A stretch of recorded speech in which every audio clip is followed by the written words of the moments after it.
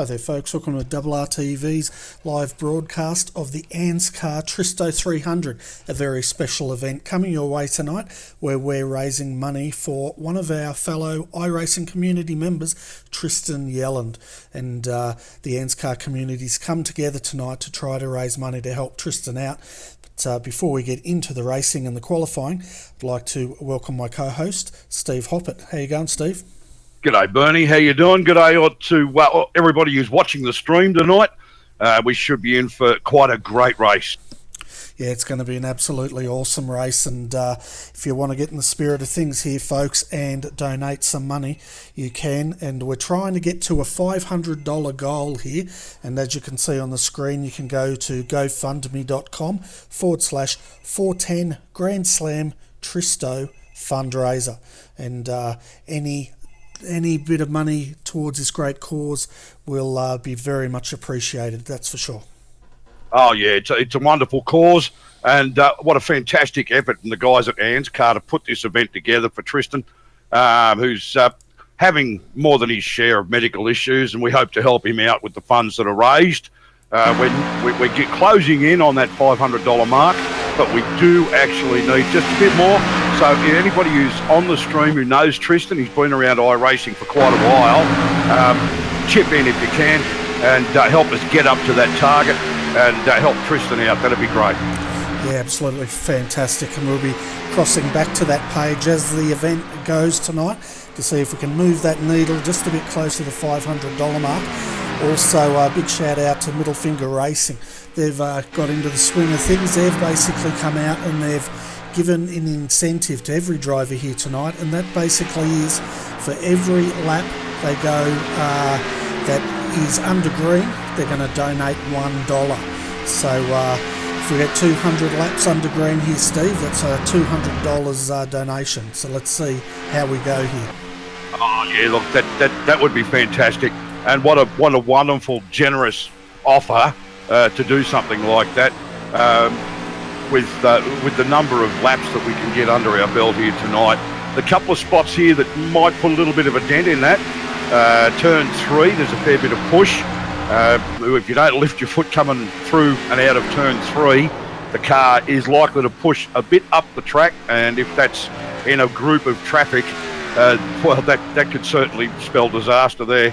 But I'm sure that we've got a lot of experienced guys out there tonight, so let's hope that those funds just keep piling up tonight.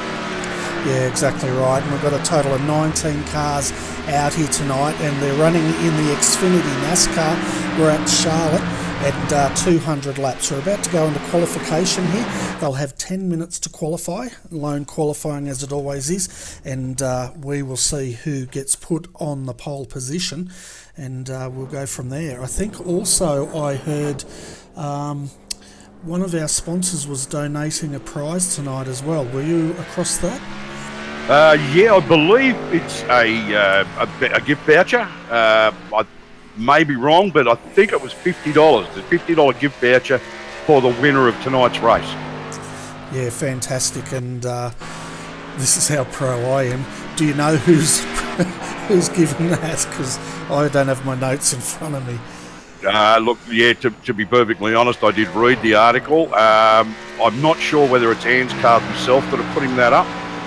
If you give me a couple of minutes, I'll actually check on that for you. Yeah, sorry to drop you in the deep end there, mate.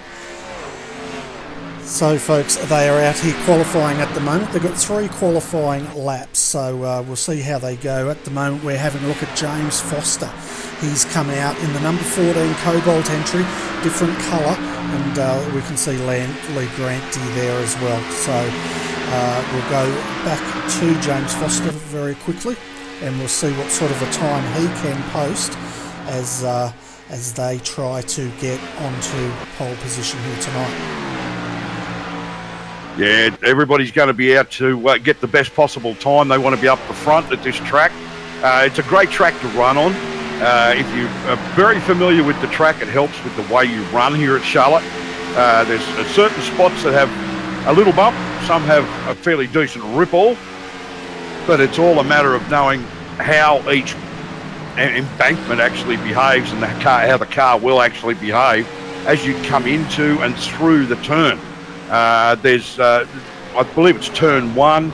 If you're on the high side or the outside, there's a fairly noticeable change in the track surface where it goes from almost dead flat to the embankment.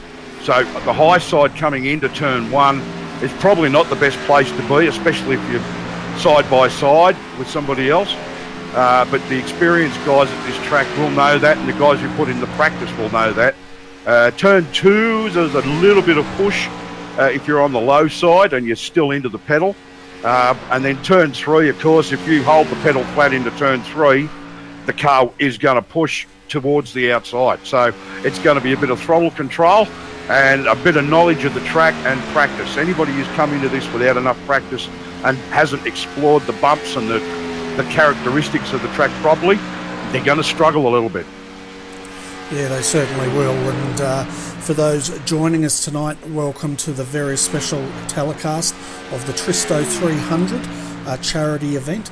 I apologise for not having the logo up there, but we're running the ANZCAR Thursday Night Thunder logo.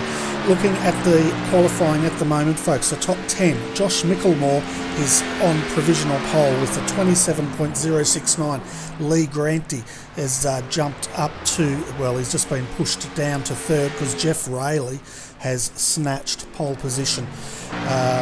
In fourth, Danny G, followed by David Webb sitting in fifth at the moment. We've got Jared Farrell sitting in sixth. Weihan Chan from Singapore sitting in seventh. Bob King is running in eighth at the moment. Darren O'Brien and James Foster rounds out our top 10. Yeah, it's certainly out there, and they're putting in the effort so far. But I'm not finding any information on the gift voucher. I know I read it somewhere, but so maybe that's something we'll have to check in with the ANZCAR admins later on.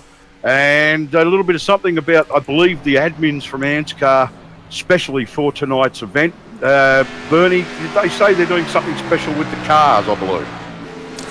Yeah, they're running a ribbon tonight on their cars. And if we jump to Roger Clark here, once his paint job comes up, they're running a nice ribbon on the bonnet of their cars to commemorate tonight's event and the Tristan Yelland charity.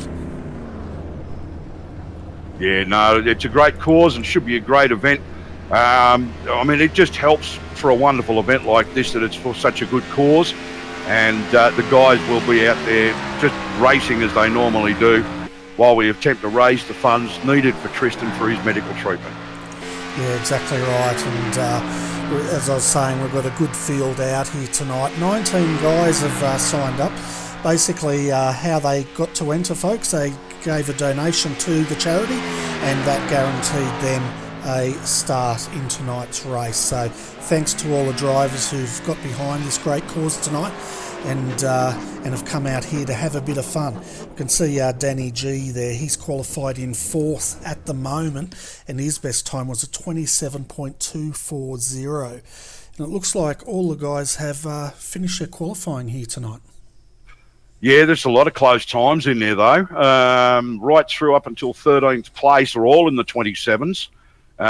Craig Lawless and Steve Catalano outside that time.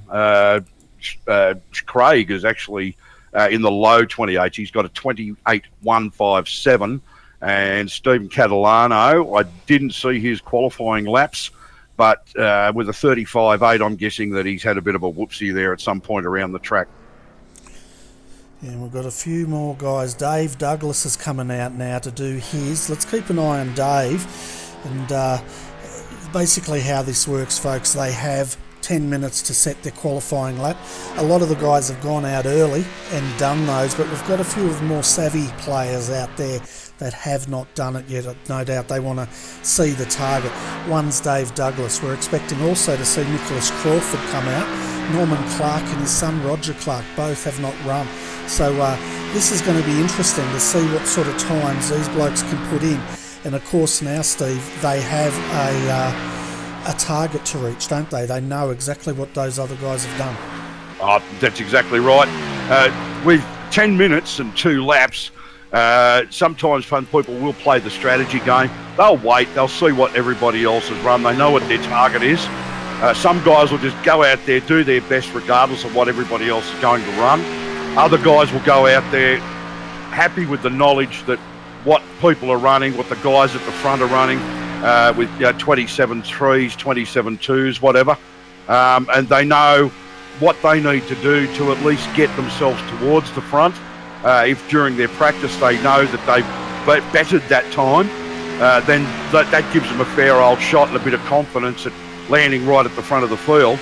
But yeah, with Dave Douglas, he's out there at the moment. Car number 11. Yeah, he just put in 8th best time, 27.331. He's backed out of it. He actually got quite loose there in the final corner, which cost him some time, and it doesn't have to be a lot, does it? But we can see Norman Clark out here now. He's just going out on his warm-up lap, and he'll be running very shortly. So Dave Douglas, 27.331, Steve, only as good as 8th position.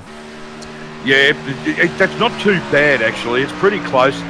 In pre-qual practice tonight, Dave actually put in as 27.261. So he's not that far off it. But yeah, he did definitely backed right out of that on what I think was the second lap. So it's obviously got a bit loose on him, and he felt that he'd done what he could, and he thought it was better just to lift his foot and just cop the time that he'd copped. Yeah, he was less than a tenth of a second, probably about 5 or 6 hundredths off his practice time. So that's good enough for 8th at this point. But yeah, with Nicholas Crawford and Roger Clark to log a time, and Norman has just put in a 27.7. I believe that's only his first lap, so he's going to go around again, see if he can improve on that.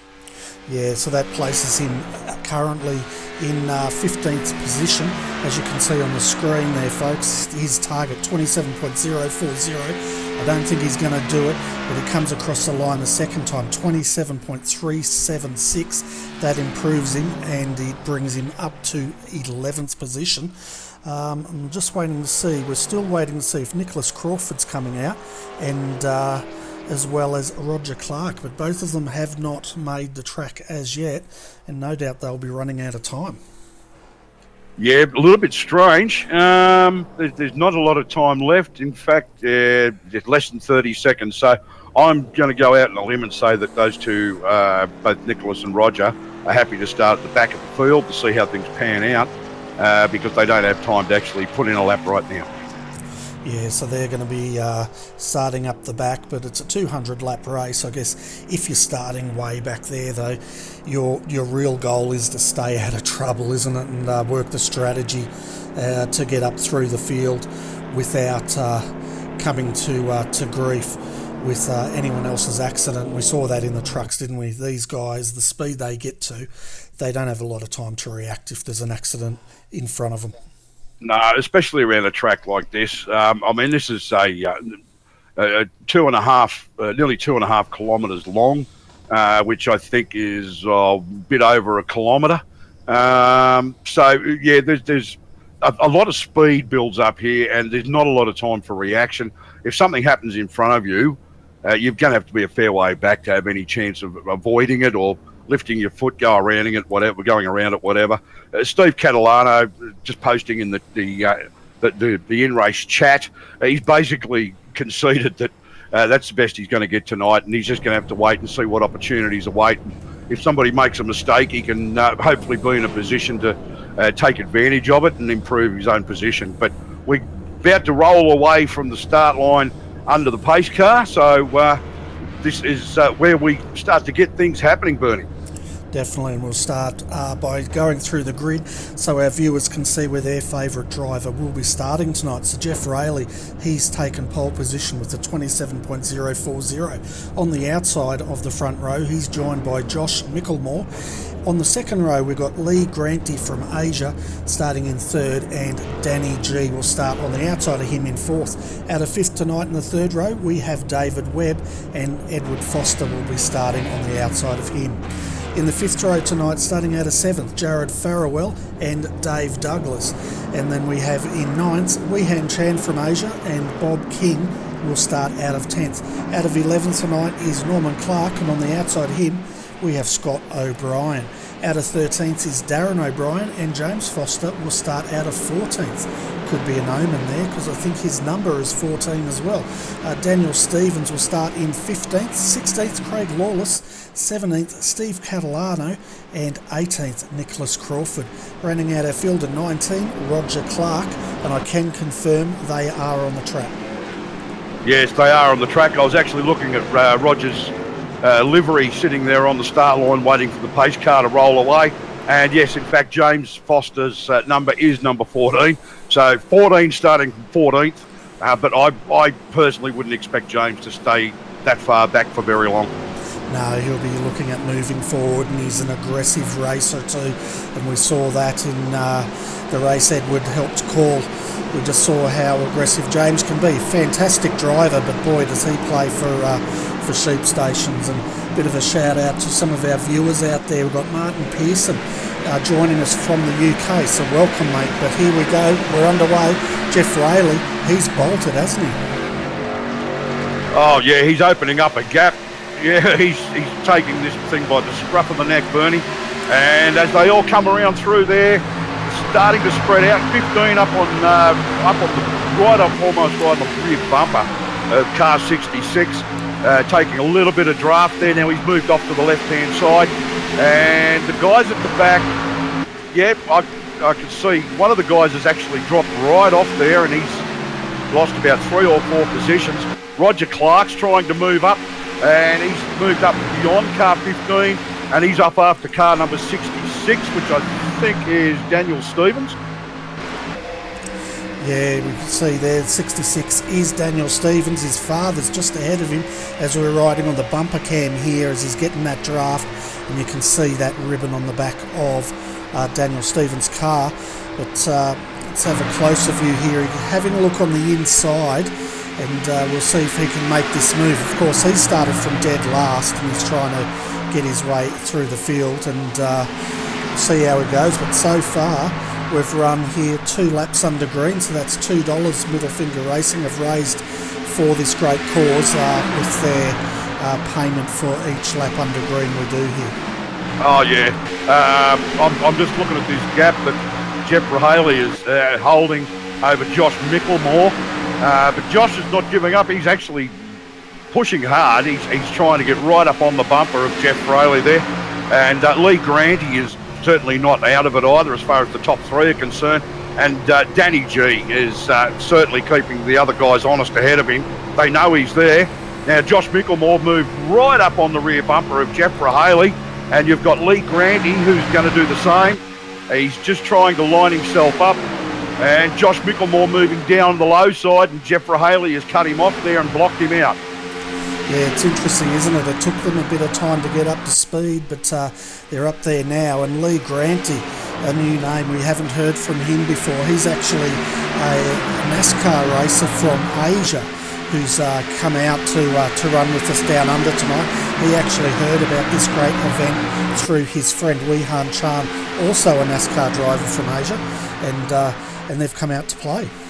Yeah, and a special shout out, good day to Wei Han Chan, who actually also does some time in the commentary box with you, Bernie. So yeah, that's right. He normally jumps in and helps us call the Thursday Night Thunder every fortnight, but we're not going to see much of him, Steve, because he's actually gone back to study on Thursday nights. Yeah, sorry, Bernie. Josh Micklemore trying to put a move on Jeff Haley there, but Jeff's got a little bit too much pace for him, and Josh Micklemore drops back into the draft in second place. Yeah, he had a good go, didn't he? He just didn't have the speed, but I guess as they do that, you can see now he's dropped back into the hands of Lee Granty and Danny G in the 13th, beautifully presented car, sitting there in 4th. Further down in 5th we have Edward Foster and Dave Douglas. Dave's now on the inside of him having a look here, trying to work out which line's going to work best for him, and we've got the 65 heavy into the fence behind them. Yeah, just at the back of the field there, he seemed to get a little bit loose. The rear end's come around and it's put him into the infield wall. And we're going to have a look at this replay and just see what happened. Oh yeah, into the wall, all right. And of course, once you hit the wall there, he had nowhere to go apart from saying hello to his big friend at the inside wall. Yeah, and there's no pace car because he must be far enough to the infield that it hasn't triggered the pace car. So where it's still under green, no caution at this time. That's right, so lap 9 out of 200. The way they're going here, folks, this race could be over very, very quickly. But at the moment, Jeff Rayleigh's leading Micklemore, and then we've got Lee Granty now having a look. And where's he going to go? He's decided he's going to place his bet on Micklemore. And it's interesting here, Steve. It looks like they're all running the inside line, but is there any other line that they could be looking at here at Charlotte? Yeah, they're running what seems to be traditional lines at this point. Although they're running high at turn 1 and then down to the low line coming into turn 2. But otherwise, it seems to be fairly traditional with the lines. Nobody's taking any chances at this point. And it looks like... car number 2, Josh Micklemore's moved up ahead of Jeff Rahaley and taken the lead, with Lee Granty still in third and Danny G right at the back of that. So we've got that 4-car battle pack, although Danny would prefer to be a little bit closer to the back of Lee Granty. They're fighting hard for it. Look at this, Lee Granty, he caught them both asleep there. Jeff lifted a bit in corner, and Lee Gantry, he overtook both of them for the lead here. So we've got Lee Gantry leading Josh Micklemore, Jeff Rayleigh. I have a feeling Jeff might have clipped the wall on the outside. I thought I saw that in the corner of my eye because he's dropped right back into the hands of Edward Foster now. For the people watching this, the lap times, they're in the low 28s at the moment. Yeah, Danny G in 4th and Jeff Rahaley's just in front of him. So, yeah, he's obviously washed off a fair bit of speed there. Perhaps he clipped the wall, and in an effort to actually try and just hold the position and stay towards the front, he's perhaps pushed it through one of the turns and washed off a bit more speed. And both Lee and Josh have taken advantage of that in the 29 and 2 car, and Lee's actually passed Josh for the lead now. Yeah, so there's some great battling there. We're actually with Lee when he got that run, and he slingshot basically underneath Jeff there, which gave him the momentum to also grab Josh at the same time. Now Danny G, he's moved up to 3rd position, as we can see now on the inside, and we've got Edward Foster also in the 53. He's joining the party, and of course they can smell blood, and that is Jeff Rayleigh, who's starting to struggle a bit out there. Yeah, and he's got a little bit loose there. Jeff's got loose and he's gone around. He got a little bit of a tap there from Danny G, I think. Yeah, he did as he went around there. We'll grab a look at the replay. We are under caution here tonight, folks, for the first time at Charlotte, and 15 laps under green. So Middle Finger Racing has donated $15 to our great cause, which is absolutely fantastic. But let's have a look back at this replay and just see what occurred. He really did get pretty loose, didn't he? And that's Jeff Rayleigh. And I think he was a bit lucky that he only got a bit of a rub.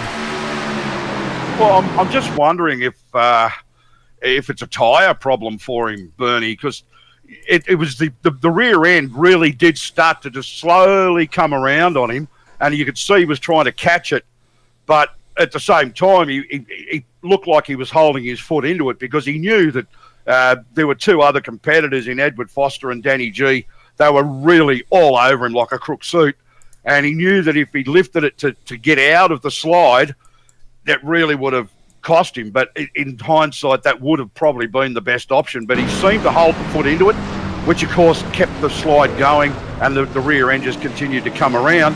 And by the time he actually got a tap up the rear end, he was gone already. So. Yeah, and here they come into pit road, folks. Lee Gantry is leading, and Josh Micklemore's down there. Edward Foster.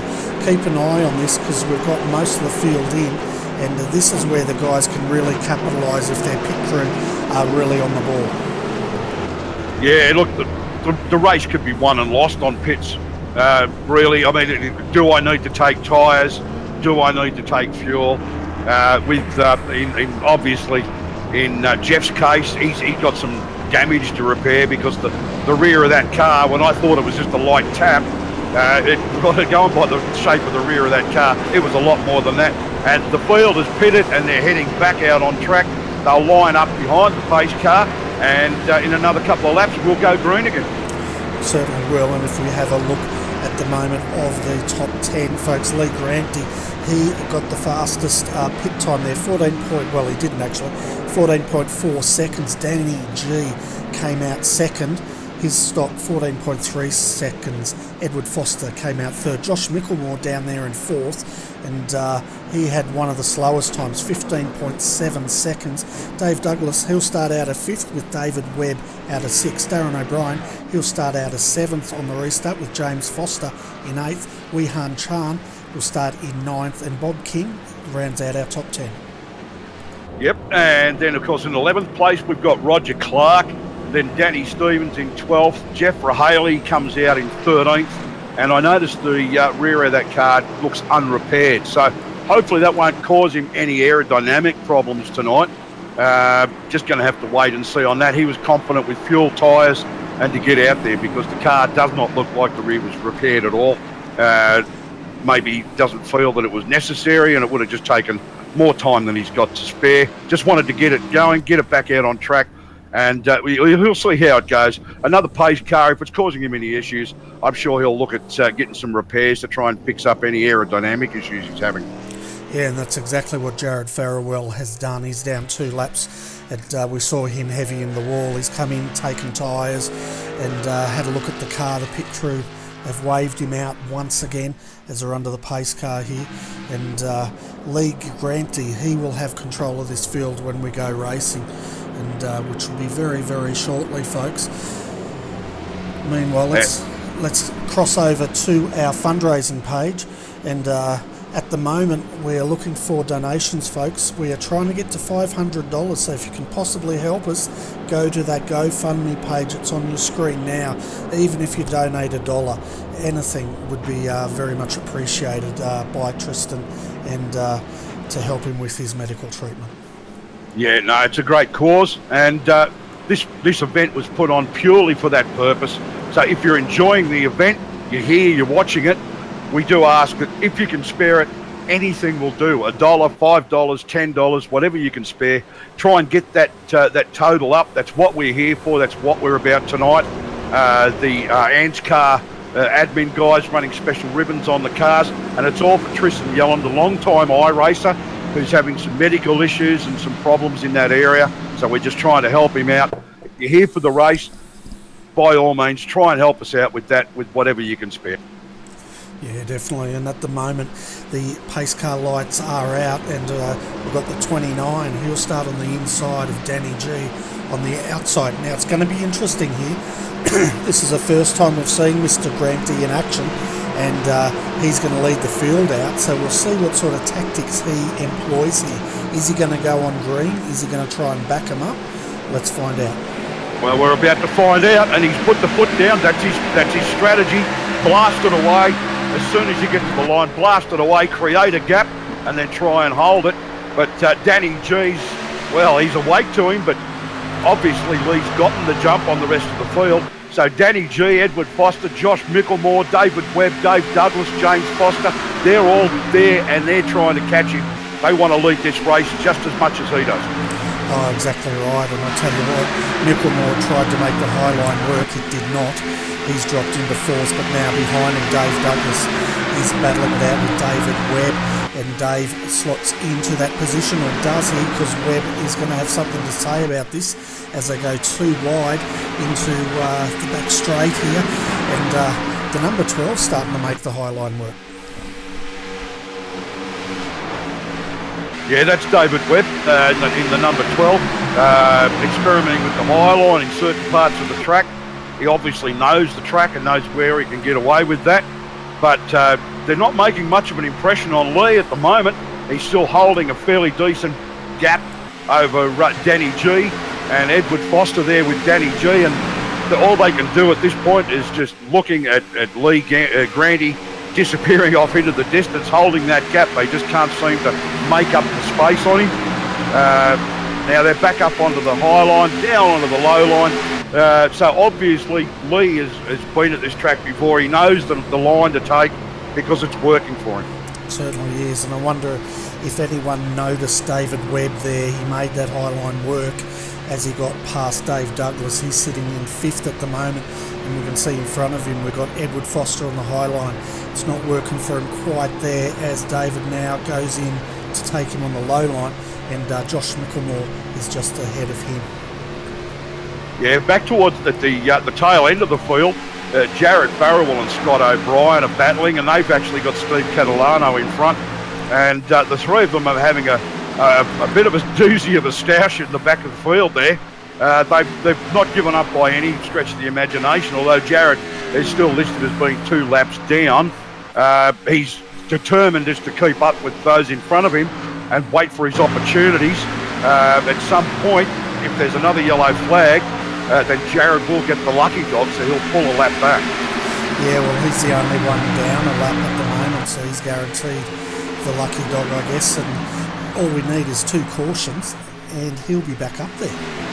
Well, that's exactly right. Depending on the outcome and the cause of those couple of cautions, if we get them, then he could very well end up further up the field because others may be down the field from fitting for repairs or whatnot. So, yeah, what I'm actually noticing at the moment is he's actually up alongside, a few guys. He's actually making a bit of an inroad through this field at the moment, although he's 2 laps down and out of position. He's actually battling with Danny Stevens at the moment, who's sitting in 12th. Yeah, right. And he's got right behind him is Weehan Chan in 13th. So you can see here Jared's really holding his own, and it would have been interesting if he hadn't have had that incident, how competitive he would have been. And it's still early though, and he can still get up there. But have a look at this now, the 77. That's Darren O'Brien there. He's trying to move on Jeff Rayleigh. Jeff was weaving up and down the track there, and not sure how much Darren would appreciate that. Yeah, it's very strange when you consider that Jeff led this race so strongly for the first, at least like the first 10, 12 laps. He just absolutely dominated the front of the field. And all of a sudden it just seemed like he lost pace, lack of grip, and of course that resulted in that slight bit of a lose, and now he's struggling back in the pack. Certainly is. That car is just not working. You can see there it's a bit loose, and it slides him up into the high line there, and that gave Darren O'Brien a free pass. So Jeff Rayleigh tonight struggling with the grip on that car, but it is a fixed setup race, so you'd think if he's struggling they'd all be struggling. That does not seem the case. Could the rear end damage on Jeff's car be causing any sort of aerodynamic issue? I'm assuming so. Well, yeah, that's what my concern was when he left the pits and it looked like it was unrepaired, because it was a fairly decent hit right dead centre in the rear end, which is obviously going to affect the aerodynamics for that rear spoiler. Yeah, well, you can see he's a bit of a sitting duck at the moment. The 66 is now having a look. What's he going to do? Is he going to go the high line, or is he going to go under? He's going to go under because Jeff will know. Jeff covered him off that time, and that actually made Danny Stevens lose pace here with Jared Farrell, who's 2 laps down, but he's hungry to get another position back here, or get him closer to the front end of the field anyway. Oh yeah, look, Jared Farrell's absolutely on a flyer, trying to make up some spaces and wait for his chance to pull those laps back from that earlier incident, which, as I said, strangely enough, didn't bring out a pace car. The pace car, for those of you that heard us talk about the pace car, that wasn't from Jared's incident. That was from Jeff Rayleigh, who actually led this race, if you've just joined us, for about the first 10 or 12 laps very strongly, and then all of a sudden seemed to suffer some tyre issues and got loose and copped a slight tap and continued to spin around. That brought out the pace car. But Jeff's got a lot of damage to the rear of that car, and I've got a feeling that's affecting the rear downforce. I'd say you're dead right there, but I tell you what, it is going off back here in 5th position. We've got James Foster. He just got past Bob King there, but they were too wide there for a while. Now Dave Douglas is coming in on the action, trying to get past. But right behind them in 12th is we've got David Webb, and he's battling with Roger Clark. So Roger's up to 9th already, and he's in quite a big battle at the moment. Yeah, no, that's a great little battle pack we've got going there. Those 5 cars, they're fairly evenly matched. There's some different lines that are being run by just about all of those drivers, but nobody's pulling away from anybody. James Foster's got a very slight gap over Bob King, but he's got number 11, Dave Douglas, almost right alongside him. And then David Webb is on the inside of Dave Douglas. And we're under caution, yeah. Dave Douglas into the wall. Oh, yeah, big time. And he was very lucky there. He didn't get hit. He did get sideswiped there. We actually saw him hit the wall on the bumper cam. But we'll jump back and have a look at that. And it doesn't take much, does it, to get these things a bit loose? No, it doesn't, because I was talking about Dave Douglas at the time being on the outside. And they seem to all be going really well, and Dave seemed to be running a nice line, but I'd say he's just gotten that push and really had nowhere to go but to the outside, and there's only one thing on the outside, that's the wall, and it's caused him to have a spin, cop some damage, and brought out the caution. So we'll see how many actually decide to dive into the pits, and whether Jeff actually thinks it's a good idea to fix that damage now. Yeah, well, I'd say he will, but I tell you what, Roger, Dave Douglas got into the back of Roger Clark there and nearly spun him into the wall, but Roger held it together. And have a close look at this. Oh, Jared Farrell just missed Dave Douglas by a hair's breadth, but Dave actually had 2 bites at that wall. He hit it the first time, got it straightened up, but then, because he was out in the dirty stuff, it sucked him back up to the high line once again, and the wall said hello for a second time. Yeah, I noticed that Jared has stayed out. Oh no, there he is there. He's just come into the pits now. I thought that he'd actually stayed out. No, Jared did. Sorry, I'm looking at the number 10 car. It's a similar colour scheme, and that's Scott O'Brien, who's pitted behind a lot of other people.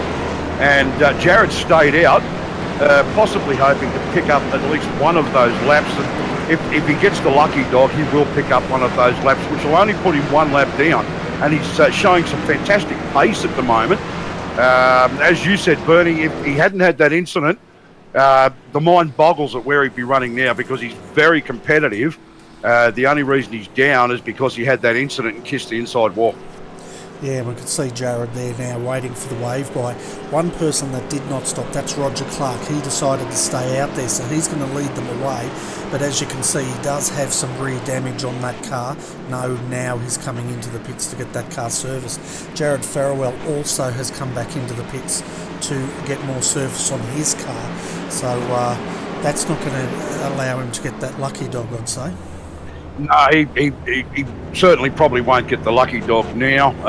Not on this caution, at least, because, I obviously thought that that's what he was doing, to stay out, try and get the lucky dog. But he obviously feels that fresh tyres and more fuel is the better way to go. And he's a long way to go in this race still, Bernie, so anything can happen. Yeah, definitely. And a big shout out, folks, to one of our spectators, Eli George. Thank you, Eli. Eli's donated $20 towards the fund, so that brings the total to $460.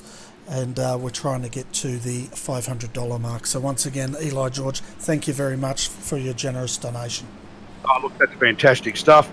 In fact, there's obviously been some donations since I looked at it before the race. When I last saw it late this afternoon, it was at 415. So there's obviously been some donations since then, and that's quite a generous donation from Eli. So thank you very much from everybody involved with this event, and I'm sure Tristan appreciates it. Thank you.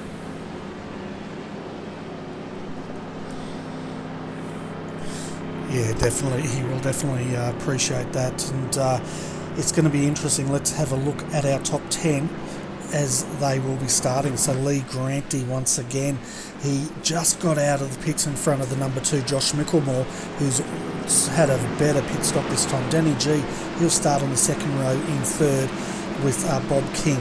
Looks like will be fourth. Fifth, Edward Foster, James Foster, and Wee Han Chan will start out at sixth, jumping all over the place here. Jeff Rayleigh out of eighth. Out of ninth, Darren O'Brien, and rounding out your top 10 is Daniel Stevens. And the pace car lights are out. We'll be racing very shortly. Yeah, I believe that means we got one lap to green. So next time around, we'll go green, and Lee Granty back up front again, so he'll control the field as they come away when the pace car pulls off.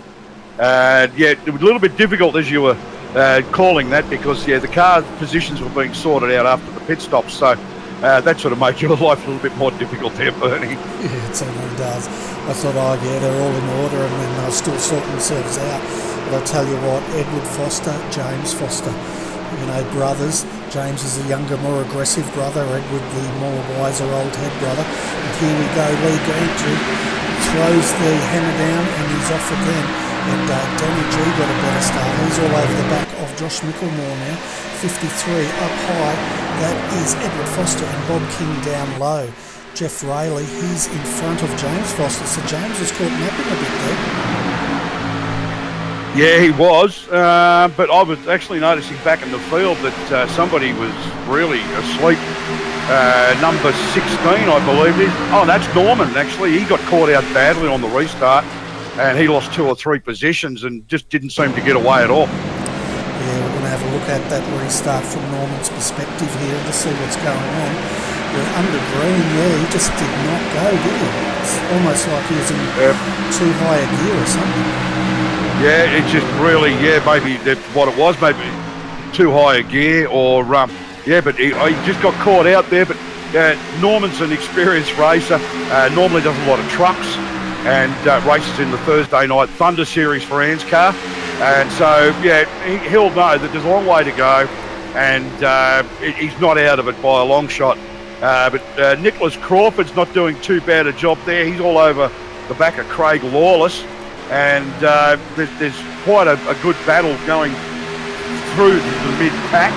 But up the front, Lee Granty still leads this away from Josh Micklemore, and then Bob King, Danny G and Jeff Rahaley make up your top 5.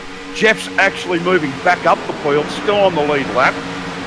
He's back up to 4th place, so I don't know what's happened since that last pit stop, but it looks like Jeff's found the pace that he had in the early stages of the race.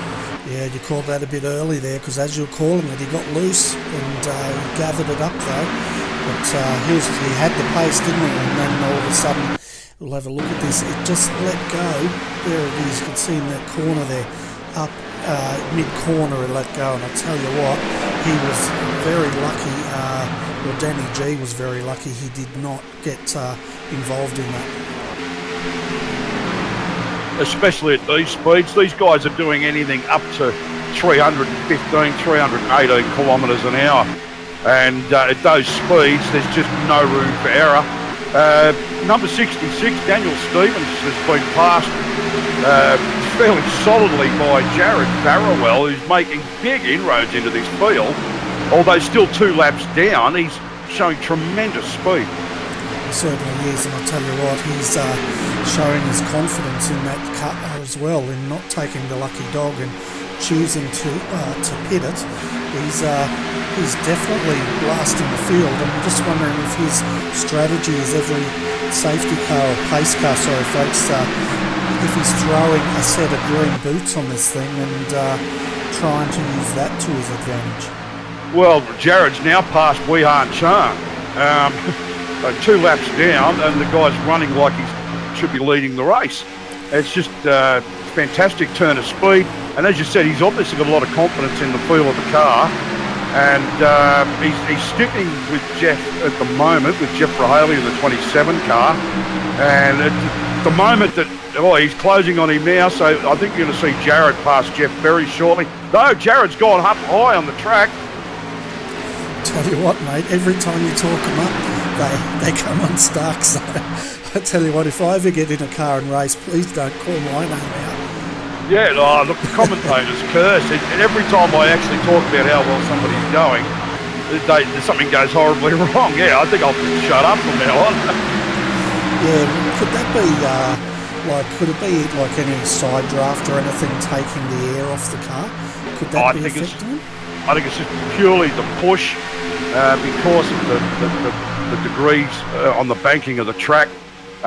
He's kept the foot into it behind Jeff, and I'm guessing what's happened is that because you keep the foot into it coming through that turn, it will push the car to the outside. You need to actually lift a little or feather the throttle a bit to just try and take just enough of the edge off the speed so that you can maintain that line on either the low or mid-track, because it looked to me like he kept the foot flat, sitting behind Jeff, trying to take advantage of some sort of draft, and unfortunately the banking on the track has bitten him, but he managed to keep it off the wall. So all he's done really is just go back a little. He hasn't copped any damage, he hasn't had an accident or any kind of contact, so that's the good thing. I just saw a bit of smoke there, and I'm not sure what that was from, but we're still under green here, folks. Lap 51 out of 200. It's still being led at the moment by the number 29, Lee Gantry, but Josh Mickelmore is not very far behind him at all. In fact, 200ths of a second or two separates those two. Bob King sitting in third, 1.5 seconds down. Then 4 seconds down we have Edward Foster. He's being chased down by his younger brother James Foster, who's about 5/10ths of a second behind him. And then we've got Danny G, Jeff Rayleigh, Darren O'Brien, the 77 in 8th, 9th, Daniel Stevens, and rounding out your top 10 is Steve Catalano. And number 11 is Wehan Chan. 12 is Roger Clark, still plugging away at it, but 9.1 seconds off the lead. And there's a positional change. I've just lost Roger. He's gone ahead of Wehan Chan, that's what it was. And then David Webb sits in 13th, Scott O'Brien 14th, Nicholas Crawford 15th, Dave Douglas 16th, Craig Lawless 17th, Norman Clark back in 18th after that lacklustre restart, and Jared Farrell, who's putting in a hell of a performance, sits 19th but 2 laps down due to an incident. And we just had Scott O'Brien heavily into the wall there on the infield. It has not brought out a pace car though, which is quite surprising, because last time we saw an incident like that it did, and that car is not going anywhere. Yeah, obviously the position of the vehicle didn't affect the race, so the flag wasn't thrown on it. But it is surprising but that Jared Farrell's incident early in the race was he lost it, headed in, and nosed it into the infield wall, and that didn't bring out a caution either. So. Yeah, we're just having a look at this replay here. And he managed to get 3 bites. Well, the wall managed to get 3 bites out of the number 10 there. And I'll tell you what, Steve, that car is smoking badly. And we always know that smoking's bad for you, but in this case, it could be really bad. Yeah, just watching him in the pits at the moment, Scott O'Brien sitting in there. Obviously, the amount of damage he copped, and he's just gone a lap down in 18th. So what this will quite likely do, he's gone 2 laps down, so you'll probably see Jared Farrell come up ahead of him. But until he gets a lucky dog, I don't see him being able to pull those 2 laps back. Yeah, that fast repair is going to replace the motor that he's blown by the looks of it. At the front, though, we've got Gantry and Mickelmore now going at it. And we'll see what the number 2 can do. He's got a good run here. He's going to the high line as they come down the start-finish tri-oval here. And what's he going to do? High line. I think that's the only option he's got, because Lee's hugging the inside line. Yeah, there are certain spots on this track where I wouldn't try that, but at the same time, now that Lee has come back up in front, and Josh is actually following him through, getting some draft off him now, as they take a more traditional line that way and back around through along the main straight into turn 1, and they're just about nose to tail, but there is a long gap back to 3rd place, which is Bob King. And we're just riding here with Josh Mickelmore up the back under tow here, 310 kilometres an hour. He drops it down to around about 280, 281 kilometres an hour through mid-corner. So, there's not a lot of changes. A car, we're under yellow. Who was that? I just saw through the cockpit cam a car on the inside of the track. Yeah, there's a car on the front straight smoking badly. Do we have a name? It's not Jeff Rayleigh again, was it? No, I'm just trying to figure out who it was, actually. It's happened basically as they've come across the start-finish line. Yeah, I saw it there. We'll try and work out who that was for you folks and see if we can get a replay. And I think it was Jeff Rayleigh. Yeah, I'm not seeing Jeff, and yeah, it would be. He's now dropped right back down to 17th, so it must have been Jeff Rayleigh losing it again, and the field's going to pit under caution and take fuel and tyres once again. Yeah, so just have a look at this replay here, and Jeff had Jared behind him, and just want to see what's going on here. Well, Jared's now got the lucky dog, and he's gotten the pass for the wave by. So he'll pick up one of those laps, which is what he's been waiting for. Jeff's, I'm imagining the smoke that I saw was purely tyre smoke because he's sitting behind the pace car at the moment. Yeah, we're just having a look. He got into the wall on the outside there and did his usual.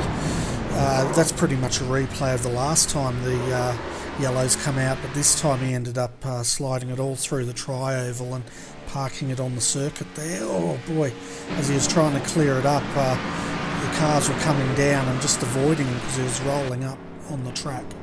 Yeah, because I actually saw it because we were so engrossed in the battle between Lee Granty and Josh Micklemore in first and second, and as they came across the start-finish line, I spotted Jeff Rayleigh sitting on the grass just off the track surface, smoking and facing the wrong direction. So I just didn't actually get a good look at who the car was at that time. So we know now that it was Jeff, and he's now pitted. Okay, and let's see if he's going to get that car fast repaired. They do get one fast repair, and I think he's trying to hang on to it as long as he can. But tell you what, that car has had, what's your favourite quote? More hits than Elvis? Yeah, more hits than Elvis. And what I'm actually noticing is Jared Farrell's now pulled back one of those laps, and Jeff Rahaley's gone down a lap. And with the pace that Jared's been showing, that he's one lap down, and there's still quite a way to go. We've still got about 2/3 to 3/4 of this race left. So I'm expecting to see Jared towards the front of the field somewhere by the end of this race. Yeah, well, the way he's going, he's, as you said, he's only one lap down, got that back, and we'll see what he can do. I'm just having a look through there. Everyone did opt for the pits there. Looks like we might have lost the number 10, Scott O'Brien. Looks like he has parked that car and walked away. Now, I think that was the car that he blew the motor on, and the safe pace car didn't come out, so they've decided it's to call it a night. Yeah, that's right, Bernie. He went to the infield, nosed it into the wall pretty heavily. Didn't bring out a pace car, but he obviously had some engine problems. It was smoking pretty badly, and he pitted it. But I'm guessing that he's now gone 8 laps down, and I don't see him there. So I'm guessing that he's actually decided that it was going to take too long to actually repair the damage. There was too much of it, and he's decided to put the car into the transporter for the night. Yeah, and he'll no doubt go and find somewhere nice to watch the rest of this race. And you never know, he might go and find one of the spectators and sit on top of their motorhomes on the infield, join their barbecue, and have a good night of it. Well, yep, it's probably the best way to do it. I mean, yeah, he certainly will just simply accept that that's the way the race has gone, because that's racing. And as disappointing as it may be, yeah, we certainly didn't see that he was involved in anything with anyone. It looks like he's done it all on his own. So he's obviously just accepted that's the way it is, and he's pulled the pin. and he's going to sit and spectate the rest of this fantastic event, which, if you've just joined us, this is the Tristo 300. As we go to green, we're doing this for Tristan Yelland, raising some funds for Tristan's medical problems, so that he can help him pay his bills a bit. And if you can donate, we're going to put up a GoFundMe address on the screen at some point, and if you can go to that address and donate anything you can spare, whether it's $1, $5, $10, we don't care.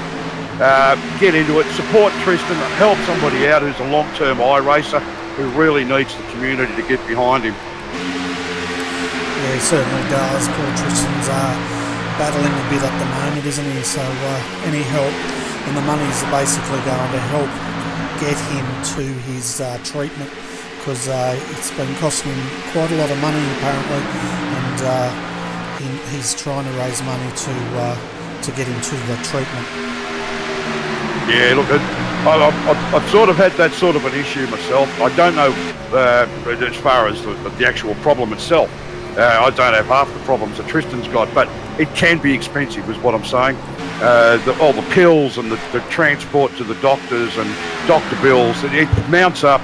So what we're trying to do, ANZCAR have put this event together to raise some funds to help Tristan out. So if you can donate, that would be fantastic. We're getting $1 a lap under green tonight from MFR, and they've been very generous in donating that. They're going to match green lap for $1. So if we end up with a couple of hundred green laps, we're going to get a couple of $100 for Tristan, but we still need the viewers to help out. Donate if you haven't already, that would be so much appreciated, and Tristan is really thankful that the community is getting behind him tonight, Bernie. Yeah, fantastic. And while you were talking there, we saw Josh Mickelmore come up on the inside of Lee Gantry and take back that position. And we'll see now how Josh goes out front. In third, we've got Bob King, still in fourth. The brotherly love continues. That is Edward Foster, 53, trying to teach his younger brother some lessons, and that's the number 14, James Foster. But I don't know who the teacher is here and who the master is, but we'll find out by the end of the night.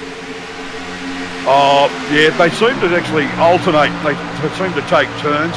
I've not actually seen either Edward or James race in these vehicles before, most especially at this track.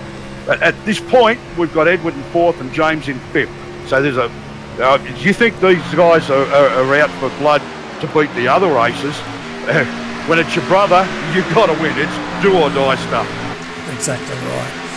And meanwhile, Danny G, he's battling it out with Steve Catalano in the 67. Then Darren O'Brien in the 77's just behind. But here comes Catalano. He's having a look. He's slid it a little bit high. And that's not going to help his cause.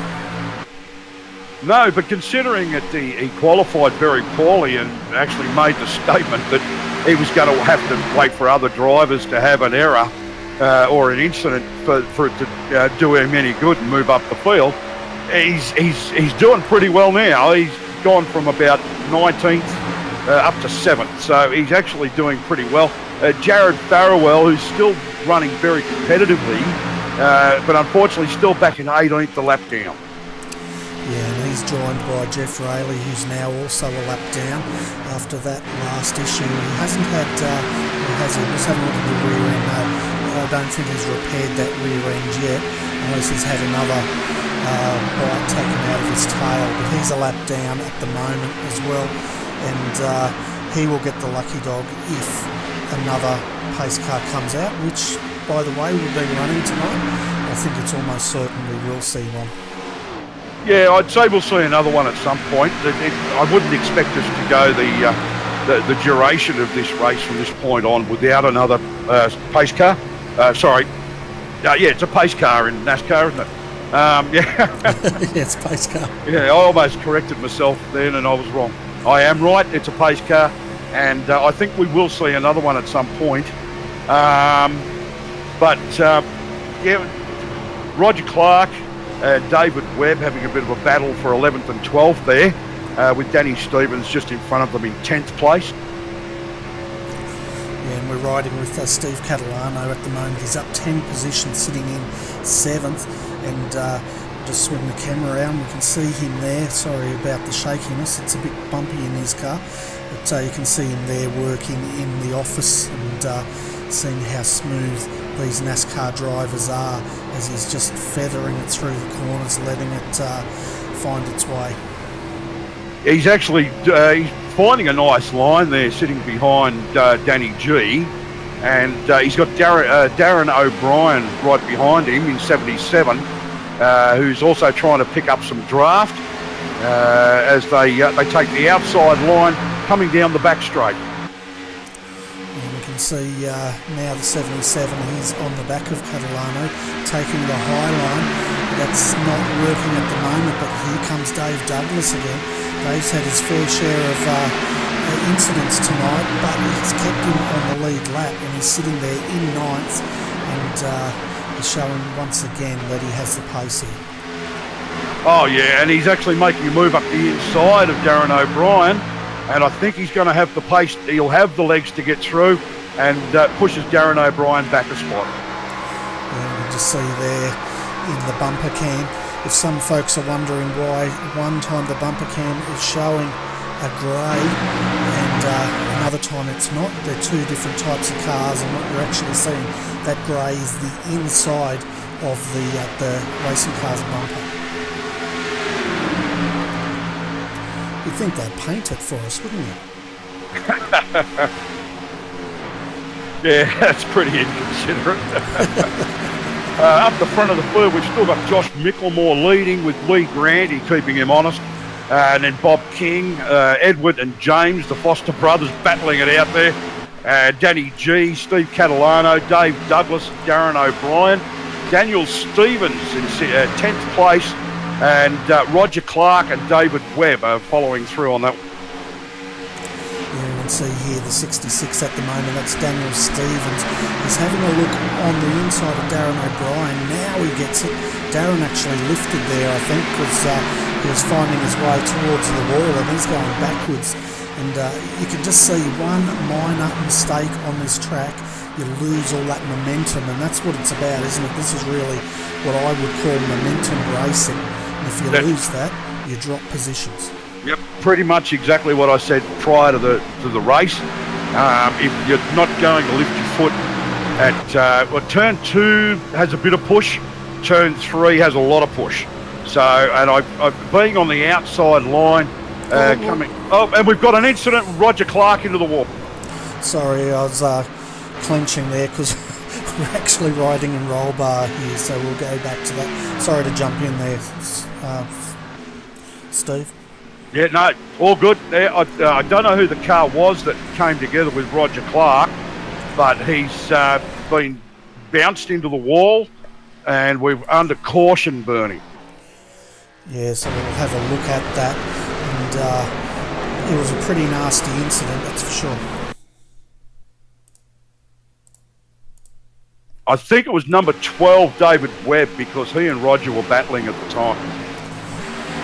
Yeah, we'll just have a look at this, and I think Roger actually got into a car that had slowed already, that was out in front of him. Yeah, it was the 14, James Foster. Sorry, James Foster, pardon me. Yeah, I thought that was Danny G, but he's number 13. James Foster, who for some reason seems to have slowed, and Roger's gotten into him. Obviously, he's moved across into David Webb, so I didn't know how the two came together, but that's obviously what it was. David's then dropped left, and Roger's gone right to the high side and into the wall. Yeah, we're having a look at the replay here of James. He actually lost it coming through the tri-oval. He straightened it up, and he's cut straight through the grass there, doing Dukes of Hazzard jumps, and brought it straight back up onto the track. But when he did that, he brought it straight out in the front of Norman, and or Roger, sorry, and he had nowhere to go but into the back of him. Yeah, nasty. Certainly the sort of thing it can happen. It's just as simple as that. People are pushing on a track like this. It's racing. You go hard or you go home. Exactly right. And that's what we saw there. The thing that amazed me the most out of that incident was that James kept it straight across the grass and he was getting airborne, and the car sort of settled very nicely on the grass. And but unfortunately for Roger, when he rejoined in front of him, Roger was all, flat out and didn't have a lot of time to react, and there you go. Yeah, well, I'm just looking at David Webb's car. It doesn't look like it's actually copped all that much damage from... I'm pretty sure that Roger came together with David, who was down on his inside. But I can't see a lot of damage to David's car, although I haven't had a look at Roger's Xfinity car yet, so I'm not quite sure how bad the damage on Roger's car is. It looks like James has brought his car back in and used his fast repair, because all of a sudden it looks pristine once again. Have a look at Roger. Well, it's a different story for Roger, because I think he's used his fast repair. He's turned the car off. I wouldn't be surprised if we see him hang up the helmet at this point and walk away, because he could be there for a little while. The right hand outside of that car at the back is substantial. It's a bit of a dog leg. Yeah, we'll bring Roger up and see what we can hear. Hopefully it's a G-rated show, folks. Hi, Roger. Have you got time to talk, mate? Hello. Yeah, sorry to bring you up at this time. We just saw that big incident, and we're just wondering if you've got any fast repairs left on that car to get it back out again. I tell you what, I do have a fast repair left, but the muppet that I am, I turned it off, not expecting to be involved in the crash, so now I've got to sit there for 32 minutes. So I'm pretty much out of the contention. Wow. And we had a look at that incident, and you didn't have a lot of time there to react, did you? I had no time to react. I was actually... Daniel and I were actually just trying to run as a team, just trying to make up spots. Both Daniel had just taken a little bit of damage on his car, and I had a little bit from the incident with Dave Douglas earlier on. And we were just trying to run and sort of slipstream and make some places and everything like that. And I mean, basically, I came around and I saw the car on the grass, and I thought, oh, yep, he's going to hopefully stay off the track. But I mean, you're running at that sort of speed, and you've got, you don't get out of the gas, and the guy behind you runs into you, so just sort of kept it in it and hoped for the best, and sort of turns a custard at that exact moment. Sorry, Bernie, I was just going to ask him, has he got any idea what it's going to take to get the body repaired? Because it's not looking real good at the moment there, Roger. 32 minutes, it says. Okay, I think about the best response I can give to that is ouch. Yeah, and we'll leave you there, Roger, because we're under green once again, mate, so if you do drop out, come up to the comm box, you can help call the race. Oh, yeah, I could do that. No worries. So, folks, that was Roger Clark, and I tell you what, Steve, he was in quite a good mood considering what had just happened to him. He's a long-time racer. It's not the first time that he's had this happen, and he knows the way it goes, and sometimes these things happen, and even obviously was feeling jovial enough that he referred to himself as a muppet for turning off his fast repair. So, yeah, and what's going on here? We've got a lot of guys coming in the pits. Oh, the 27's around. I think we've had another incident, and what is going on here? Jared Farrell's in the pits as well.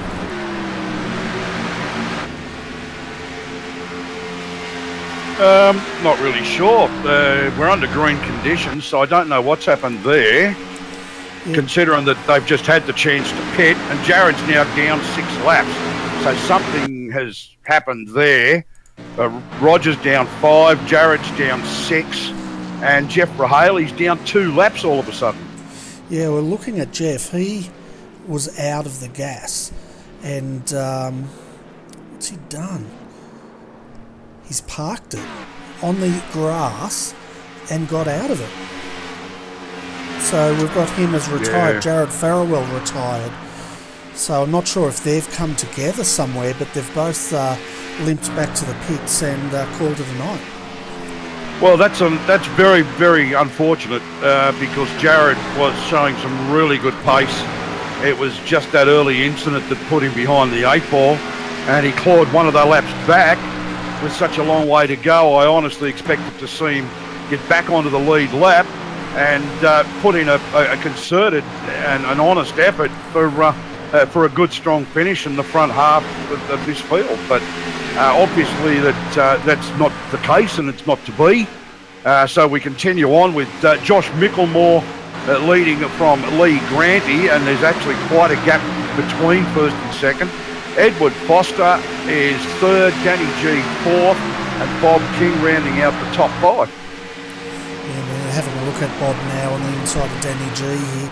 Danny got that high line working just a little bit, cut across the nose of him, and defended that attack. But the 77 now, Darren O'Brien, is on the march forward as well.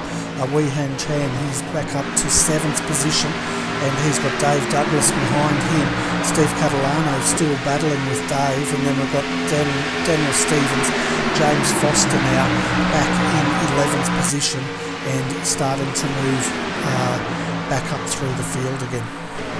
Yeah, James obviously lost all those positions through that last incident, which caused the last safety caution with the pace car. So James is going to make his life a whole lot more difficult with getting back towards the front now. But if there's one thing that I've actually seen throughout the ANZCAR Thunder Series, Bernie, you don't write off James Foster. If he's on the track, he's a chance. Yeah, definitely. And looking at that incident, I'm still wondering whether he should have re-entered the track the way he did, or whether he didn't have any control of that car at that point. Look, I'm guessing that the way that he speared across the grass, I'm going to guess he was a passenger. There was probably not a lot he could do, and if he'd actually fought the car to try and regain control, he may well just made it worse. Yeah, he could have looped it. So I was just wondering. That's all. I know he didn't do it on purpose, but I was just wondering what the etiquette is with that sort of thing. But anyway, let's drop it. We're here to raise money for charity, and let's continue calling this race. So at the moment, we've got Josh Micklemore leading, Lee Granty in second. Third, we've got Edward Foster. Danny G sitting in fourth. They're spreading out quite a bit here, folks. 51 now. He's defending against Darren O'Brien. And then further down, we can see Dave Douglas is battling with Daniel Stevens and the beautifully presented 15 of Nicholas Crawford. Yeah, I'm just looking at the gaps opening up between first to second to third to fourth to fifth. They really are starting to spread out a bit, Bernie. They certainly are, and we've got 17 cars running, well 15 really, because Roger Clark, he hasn't given up, but as he said, 32 minutes of damage to repair on that car, and had the fast repair but didn't have time to turn it on. Yeah, look, I'm expecting that we may see Roger back again. He'll want to actually complete this race. He's one of the ANZCAR admins and one of the people responsible for organising the event. So he's going to want to see this through. He would have sort of gotten used to the idea that any chance of finishing towards the front's gone for him now. But he's going to want to finish the race. He's one of the people responsible for it, and he's not just simply going to park it and walk away. Yeah, I'm thinking outside the box here. I guess, yeah, don't worry, because that will be mandatory repairs, which means he can't leave the pits, can he? If it was optional repairs, he could probably go around a lap and then switch the fast repair on. Exactly, yeah. If it's mandatory repairs, then he's got no choice. Optional repairs, it will allow you to go. With the amount of damage I saw on that car, it was the whole right-hand side, the rear right-hand corner. As I mentioned, the thing looked like a dog's leg, so it wasn't very good. And to be honest, yeah, he'll just sit there, he'll repair it, he'll come back out on track, and he'll just run around and have some fun and burn some rubber. Yeah, and that's exactly what the rest of them are doing at the moment. We're riding on the fender cam here of James Foster. He's got Wee Han Chan ahead of him, and now he's getting a bit of a run, and Wee Han's giving him some room here. and this might move him up a position. Yeah, he's certainly he's come up 2 positions from, well, just a few laps ago. So as I said, if James is on track, don't write him off. He's trying to look for the opportunity to get past on Wehan Chan. And Steve Catalano's a bit of a surprise at this point because, as I mentioned, he was basically expecting that the only way he was going to get anywhere tonight was through accidents. Well, we've had a couple, and he has benefited because Steve Catalano, from such a really poor qualifying lap, is now back up to 7. Yeah, I have a feeling he was foxing a little bit there, but he's definitely got the pace, hasn't he, tonight? He's up to 6. He just got past Darren O'Brien, the number 77. Wehan Chan is coming along behind them as well. So he's definitely holding his own out there in that, what is it, a Chevy, I guess? Yeah, number 17 is Wehan, that's a Chevy. But I'm looking at the Toyota Camry of Darren O'Brien at the moment. Darren seems to, certain parts of the track he's quick, and other parts of this circuit, yeah, he just seems to struggle for speed. Wehan's just made a pass on him, and Darren's just dropped back to 8th, and Wehan up to 7th with Steve Catalano in 6th.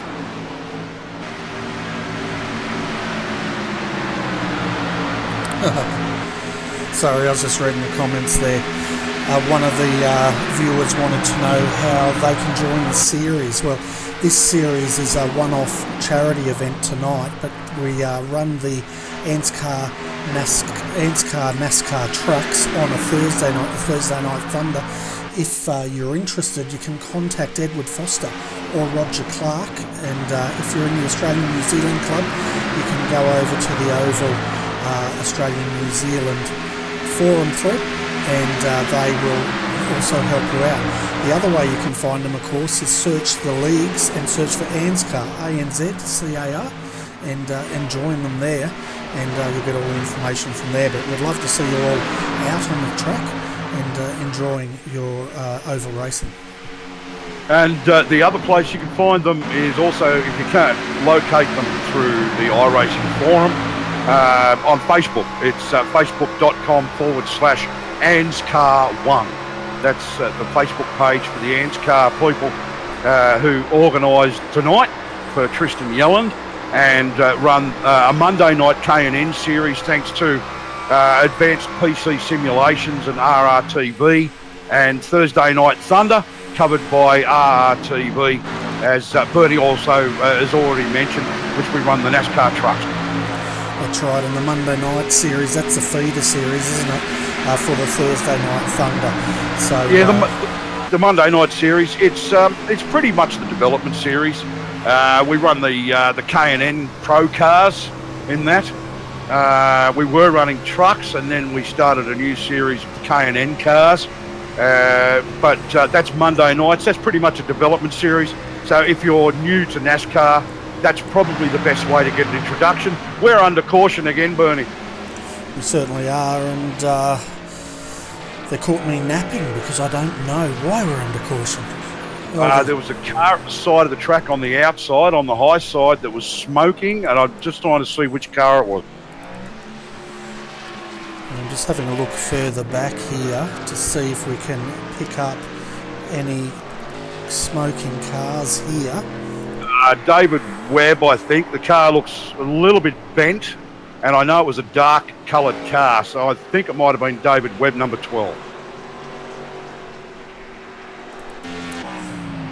Okay, let's have a look. Well, he seems to be going pretty quick here, but let's jump back and see if we can work this one out, folks.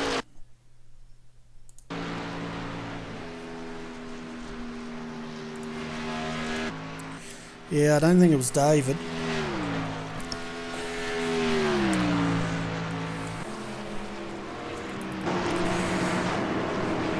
Okay, so I'll go over and see if we can pick up exactly who that was. Yeah, all I saw was a dark coloured vehicle sitting on the high side of the track, smouldering. I was actually following a couple of the front runners. Yeah, because whatever's happened, that car is not in the pits and has continued around. But while that was going on, the lap before, a new fastest lap was set by Josh Mickelmore at 27.156. Wow, that's really is better than qualifying speed. So, but I imagine that. Well, I was going to say about the draft, but they've been fairly spread out. So David Webb's now pitted, and the rest of the field has done so, and they are re-entering the track. Certainly are, and I'll tell you what, the battle for pit road was won by Josh Mickelmore this time, but Lee Granty, he was right on his rear bumper as they crossed the pit lane line there. Yeah, it's going to be interesting on this restart because this is going to bunch them up. They were getting fairly spread out. This will bunch them up, and we've already seen that Lee can get a good spurt of speed going from behind the pace car when it pulls off and put a gap where Josh will probably try and do the same, but he's got Edward Foster right behind him, Lee Granty, and Edward's no slouch, so he's very experienced. Weehan Chan's up to 4th place, so that's a great run for Weehan Chan. Yeah, it certainly is, and one of the viewers wanted to know if we're covering off the super skips tonight. No, we aren't broadcasting that event tonight, unfortunately, because we've got the very special broadcast of the Tristo 300, which is a charity event, so we have put our resources into this. However, 2 weeks from now, we'll definitely have the super skips on, and if you want to see the super skips in action from a driver's perspective, jump on over. I'll get it up here for you folks. No, I won't. Go to twitch.tv, the top split, and that's Alex McKellar. He normally live streams that race. The other one is Sam Catakazinos Racing.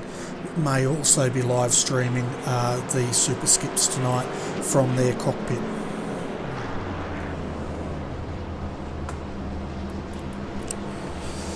So looking at this at the moment, we've got Josh Mickelmore.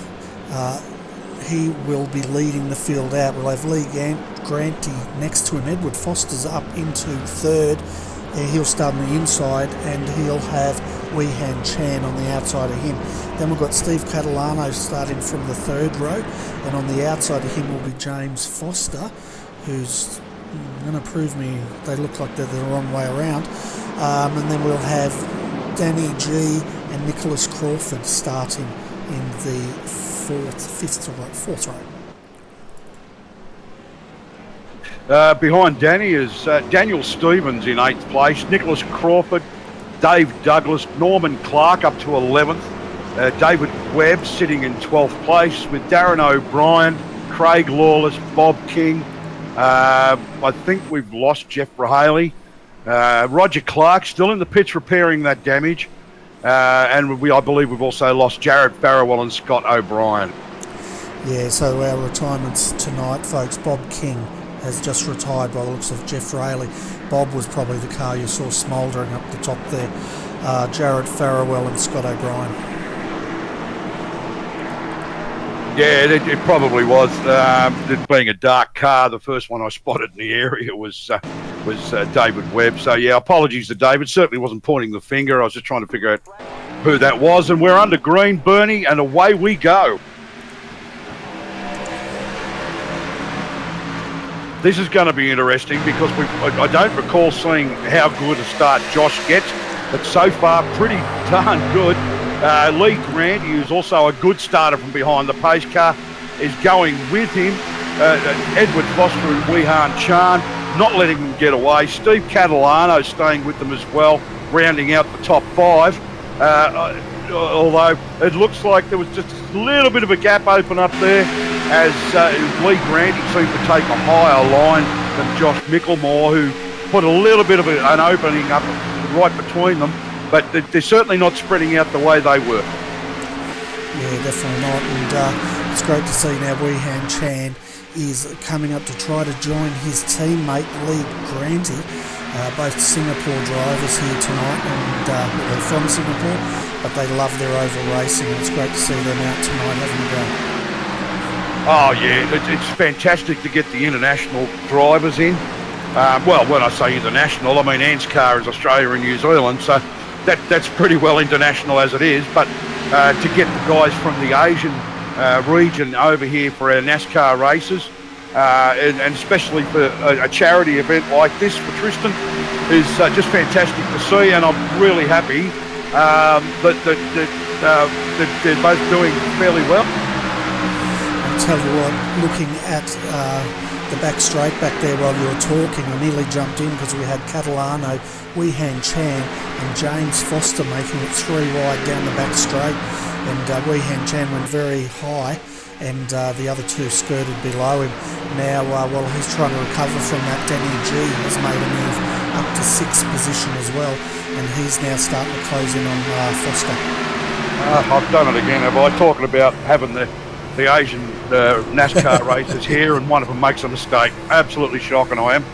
Yeah, you're definitely strong in the force tonight, mate. Okay, who do I not want to win this race? And I'll sit and talk about them. Maybe that's how it works.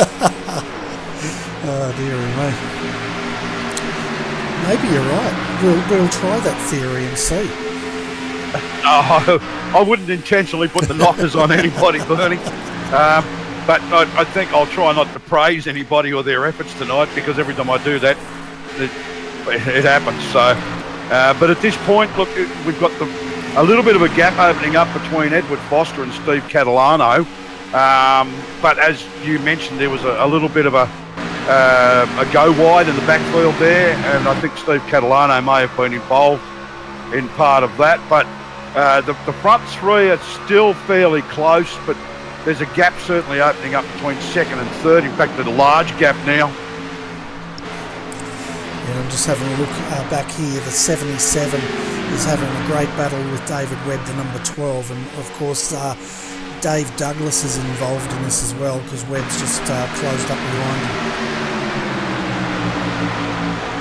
Still got 1st and 2nd fairly close, Josh Michelmore and Lee Granty. Edward Foster's closed up the gap between himself and Lee. Edward running in 3rd, but there's a noticeable gap between Edward and Steve Catalano, and Steve Catalano running 4th. James Foster up to 5th place. There you go, Bernie. Okay. Next yellow, James Foster into the wall.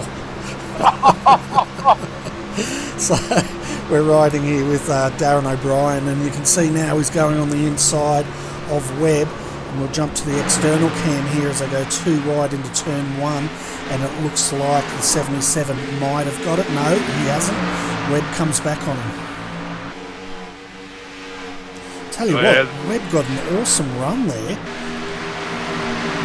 He did, and he's actually put a gap on Darren O'Brien, but he's making Dave Douglas's life a bit miserable at the moment.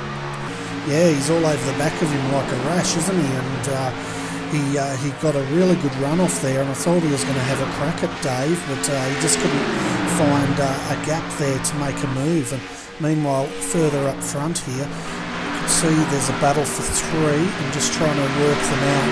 Let's stay with this battle anyway, folks. So it's a 77v 12v11 at the moment. Here comes 77, and that is Darren O'Brien on the inside. Can he make this move this time, as he also gets Dave Douglas? They're almost 3 wide here. In fact, they will be. No, they weren't. I thought they were about to go 3 wide, sorry. Like that was a fantastic turn of speed from Darren O'Brien, because Dave Douglas and David Webb were leaving him behind, and all of a sudden Darren's just come from nowhere up onto the back of David Webb, and then put the move on him on the inside and pulled up alongside Dave Douglas as well. Looked like he was actually going to take the position away from Dave Douglas, and just seemed to suddenly they just spurted through, and he's dropped behind again. Yeah, and while you're talking, once again, Darren O'Brien, he went on the inside apron there, got the car a little bit loose, and he's dropped way back into the clutches now of the 15 Nicholas Crawford, and once again it underlines the small mistakes in oval racing can cost you big time. Oh, absolutely. Yeah, I mean, I was actually concentrating on the two in front of him and didn't notice that he'd actually put the wheels on the inside line and over the line there. So that's obviously, yeah, that will cost you speed for sure. You just drop it just a little bit too far across that white line and you lose so much momentum. Certainly do, but one person that isn't losing momentum is the number 12. He is absolutely bolted now. He's slingshot past Dave Douglas. Dave's falling into the hands of Nicholas Crawford, who's showing a turn of speed. But yeah, David Webb's on the march towards the front. Well, number 66, Daniel Stevens, has actually got his eyes on Darren O'Brien in the 77 green car at the moment. And he's slowly eating away at the back of Darren O'Brien. So Daniel Stevens, I expect to move up a spot fairly soon. In fact, he just has. Yeah, I think Darren's in a bit of trouble out there because since he just nudged that apron, got it a bit loose, I'm not sure if he's lost confidence in his car, but he does not have the speed he had about 3 laps ago. I'm wondering if he's having a bit of tyre trouble with grip, Bernie, actually. Yeah, well, the tyres would be well and truly going off at this point in time. Lap 127 of 200. Just trying to work out how long we've been under green for, and I'll do a bit of math. So yeah, I was just wondering about that myself, and how long it's been since Darren would have had the chance to actually pit and get fresh rubber. I don't know whether I imagine he pitted last time around with everybody else, but yeah. I don't know for sure. He just seems to be suffering more than others. Yeah, well, we're 18 laps into this green flag run now, so if he didn't, I'm just having a look at the 77. He pitted, he's done 6 pit stops, and I'll find out when he last pitted for us. Okay, and I've just got my eyes on Daniel Stevens at the moment, who's being a bit of a mover in the field. He's actually chasing down David Webb, Dave Douglas and Nicholas Crawford at the moment. Daniel Stevens running in 11th position. And Josh Mickelmore continues to lead from Lee Granty, Edward Foster, Steve Catalano, James Foster in 5th position still. Weihan Chan, Daniel G, David Webb, Dave Douglas, Nicholas Crawford in 10th. That rounds out your top 10. And then we have Daniel Stevens, Darren O'Brien, Norman Clark in 13th, Craig Lawless 14th, and that's the first of our drivers that are not on the lead lap, is Craig Lawless. Bob King, who is, I believe we've actually lost Bob, he's retired. Jeff Rahaley's retired. Roger Clark's still in the pits as far as I'm aware. And we've had the retirement of Jared and Scott quite some time ago.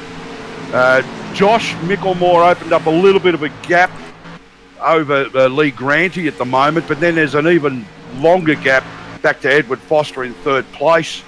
And Steve Catalano still trying to get onto the back of Edward Foster. And James Foster's now defending against Weihan Chan. So I've had a look at our telemetry here. Darren O'Brien, the last time he pitted was with the rest of the field. That was on lap 108. We went green on lap 110. Okay, so unless it's something to do with Darren's driving style, he shouldn't really be suffering any more than anybody else. But all indications are that he's lacking a bit of grip and a bit of tyre life. So I'm not really sure what could have caused that, but he's certainly slowly moving back in the field. Yeah, I reckon he when that car got loose there, I think it gave him a bit of a scare, and he's not sure if he can trust the handling of that car at the moment. But at the moment, the number 12, David Webb, is on the outside now of James Foster, trying to make that high line work. And Weihan Chan just got past James, and now the number 12 has taken a high line and got past the 14 as well. In fact, he's not only past James Foster, he's all over the back of Weihan Chan. David Webb appears to be on a real charge, and he's going to move down to the low line. So, and he's going to take the position, I think. Yeah, and I'll tell you what, he has confidence in his car, hasn't he? Because he took James on the high line and then he took Weehan on the low line. So that bodes well for the handling of his car. Well, that also moved David Webb up to fifth position behind Steve Catalano. Edward Foster still holding down third, Lee Granty in second, and Josh Micklemore continues to lead with a slight gap over Lee Granty. And here comes Danny G and Dave Douglas here. They've caught right up in the back of James Foster. What are they going to do? Dave Douglas is boxing in Danny G. Now, oh man, this is getting pretty full on here. Yeah, I'm also taking a look a bit further back. Norman Clark also looking for the chance to make a move on Darren O'Brien in the 77 car. Norman's all over the back of Darren at the moment, and I've got a feeling he's going to take him very shortly. So all Darren's continued to do is move back in the field. He'd be praying for a pace car at this point, and Norman has just passed him. So Norman Clark moves up into 13th position, pushing 12th position, pushing Darren O'Brien back into 13th. So whatever the problem is that Darren's having, it seems to continue, and his best thing that can happen for him at the moment would be a pace car, but we certainly don't want to see it at anybody else's expense. Yeah, you can tell he's in trouble out there because he didn't even try to defend that position. He moved to the high line, pretty much lifted and let Norman through. But here comes James Foster, Dave Douglas battling it out side by side. Then behind them we have the 13. That is Danny G, and Nicholas Crawford was also side by side. So all of a sudden we have a battle pack of 4. And we can see Danny G there just boxing in Crawford and trying to make that position work for him. Yeah, David Webb's past Steve Catalano now. He's really on a charge here, David Webb. He's off after Edward Foster now for third place, and it's some tremendous pace he's getting out of that car right now. Yeah, it's incredible, isn't it? While other cars tend to be falling off, cars like this, the track has really come to this car, David Webb, and he's absolutely on fire. Look at the last lap time. We'll have a look. He did a 29.018, so it wasn't the fastest time, but it's definitely quicker than quite a few guys out here at the moment. Well, it's probably tyre life, Bernie. If the way he's driven has looked after his tyres, then he's going to have the pace that we're seeing. It's been so long since a pace car period, and some people have pushed harder than others. David's obviously looked after his tyres, and he's managed to stay on the lead lap, and he's up to 4th place, and he's doing really well at the moment. Edward Foster is still nearly 3 seconds ahead though, so there's still a fair gap there. Yeah, it'll take him a while to close that up, but meanwhile Weehan just made a move on Steve Catalano, so Weehan's now up to 5th position. Looking further back, we've got Dave Douglas in 11th. He's still battling it out with Nicholas Crawford, and James Foster, he's fading as well, and almost falling into the clutches of Danny G here in the number 13. Yeah, lap 142, and the positional changes going on, I wouldn't have expected to be this way at this point of the race. There's probably more positional changes now than there were 42 laps ago. Yeah, well, as you said a moment ago, some of them look like they've burnt their tyres up, and others have looked after their tyres, which I think is what's going on out here, because of 19 now. That's Craig Lawless. He's making a move on the 66, Daniel Stevens. No, he's not. He's tucking back in and making a liar out of him. Yeah, Craig Lawless is a lap down at the moment, so he's just good to see him pushing on. But he'll be aware that he's a lap down on the car in front of him. I've got him sitting behind. Well, the list is actually incorrect at the moment because he's sitting behind Danny Stevens, but positionally he actually has Norman Clark in between he and Daniel Stevens. So Craig sitting in 13th, the lap down. Norman Clark 12th. Daniel Stevens is the car in front of Craig Lawless, and he's actually currently 11th place. And here comes Norman Clark now. He's going to pull up, and I've got a feeling he's going to take Craig Lawless on the inside. Yeah, we're riding here with Dave Douglas at the moment, trying the high side on the 15. It didn't work, and he's tucked back in behind him. Yeah, a little bit of a battle pack going here. Yeah, we've got Danny G, James Foster's starting to drop off again, as you said, and Danny G will take advantage of that shortly with Daniel Stevens right behind him. Norman Clark making a late charge after having a fairly quiet race so far. He's making good inroads right now. Yeah, see him there on the inside of Danny G, and just boxing Danny in there behind Daniel Stevens, but now Daniel Stevens is going for the low line. And it's interesting, isn't it, how quickly these cars move around. And we've got James Foster on the high side, Daniel Stevens on the low side, then right behind them, the 13 Danny G and Norman Clark. Yeah, there's Danny G, and I've got a feeling that Craig Lawless is going to make a move on him, although that is not for position. Craig's just obviously pushing on, but no, he's actually changed his mind. He's going to tuck in behind Danny G in car third. Yeah, Norman Clark now, he's got, as you were saying, a good run there. He's just in front of Daniel Stevens as they come back into turn 1 on lap 148. Is he going to make the move stick? It looks like he is, and Norman Clark's now up to 9th. I'm just checking on Edward Foster in car 53, sitting third. He's pretty much all on his own there. No benefit of the draft because there's actually 2.5 seconds between second and third. And then we've got 8.1 seconds back to David Webb in fourth. So no advantage for Edward from the draft. But he's actually found a back marker, and I actually think that's Roger Clark. He's back out on track. Let's have a look. Yep, so the 32 minutes of repairs have been done on the 09. He's coming out. God knows how many laps down he is, but I'll tell you what, I took my hat off him. A lot of drivers would have just hung up their helmet at that point, but in the spirit of tonight, Roger's coming back out and continuing. 65 laps he's down. Yeah, I was just going to mention that, Bernie. 65 down, but I knew Roger would actually repair the car and see the race through. I knew he'd rejoin again.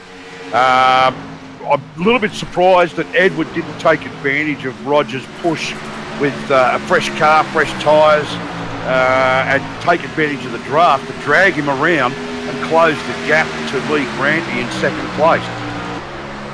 Yeah, well, that would have been probably a smart thing to do, wouldn't it? But I guess, you know, they're probably getting a bit dizzy at the moment. We've got 50 laps remaining here. The restart happened on 110, so we're 40 laps into this green run at the moment.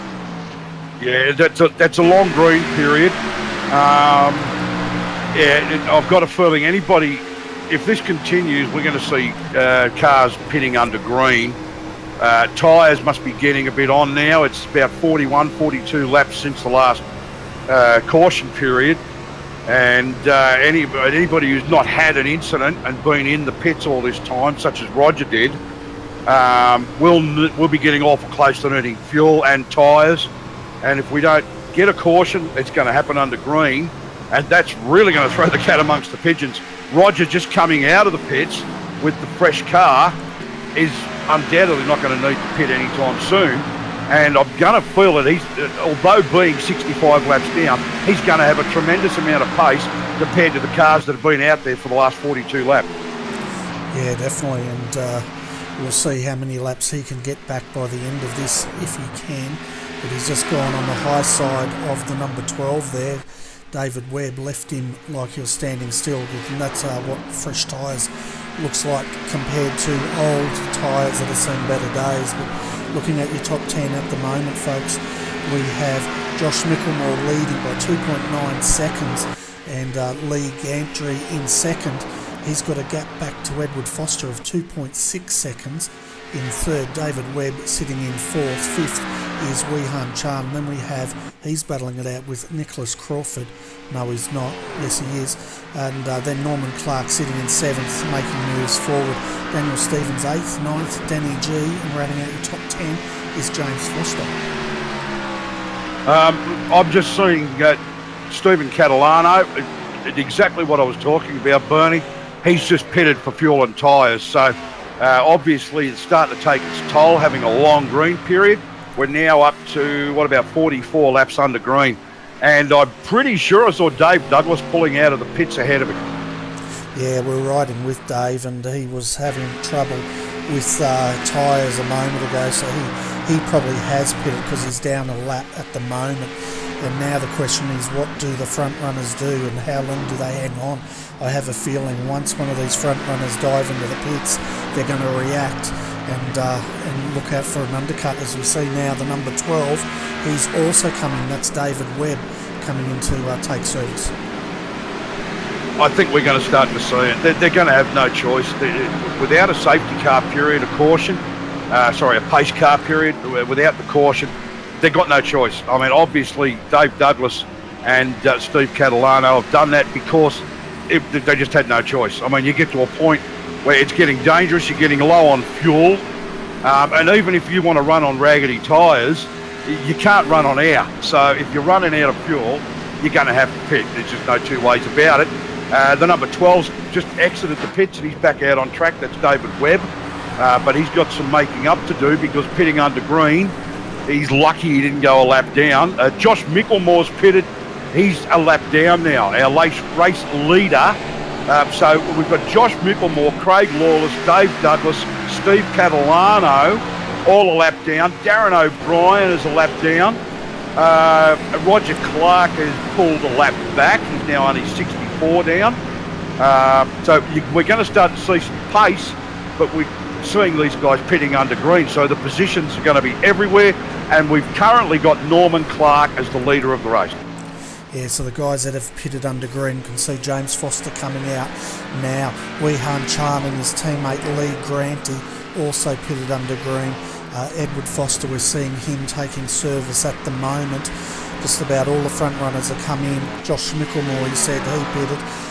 Danny Stevens has not, and neither has Norman Clark. And Norman's leading this race, and we know what Norman can do when it comes to tyre wear, because one of the rounds of the NASCAR Thursday Night Thunder, he pretty much ran half the race on a set of tyres, as now he's starting to slow down. So we'll see what he's going to do here, whether he's going to come in to take tyres as Josh Micklemore.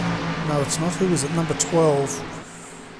David Webb's just gone around the outside on fresh boots. And, yeah, but it still hasn't updated, so I'm still not seeing David as the leader of the race. I'm still seeing Norman there, but I've got a feeling Norman might be needing fuel. Yeah, he's backed right off, hasn't he? And again, he stays out, but he just, what sort of speed is he doing? He's 304 kilometres an hour, so it just looked a bit slow. Yeah, it does. It certainly does look like he's backed right off, but he's down to about 275, 280 now. But he could be trying to conserve fuel, but now he's back up over 305, 308. I don't know, Bernie. I thought he was backing off because he needed fuel, but he's still got the foot into it. Yeah, well, maybe what he's thinking is most of the guys that have pitted now are a lap down. Now, if he stayed out long enough and a pace car was called or a yellow came out, he's going to pretty much bury them. Because he would then pit under pace car conditions. But I think the way we've been going here, I don't know if we're going to see a pace car anytime soon.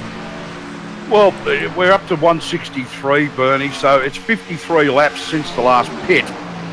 I'm starting to think Norman's running on fumes, but he's not showing any sign of looking at coming in for fuel, even if he's happy to leave it on the tyres. I'm very, very surprised at that, actually. So obviously he's doing better on the fuel than I thought he would, and than what some of the others are doing, because he's still leading this race. No, there he goes. He's off into the pits now. There we go. Yeah, so he stayed out as long as he possibly could. Now I'm just having a look at who hasn't pitted. I think Norman's the last to come in to take service, and then it should all even out with everyone back on the lead lap.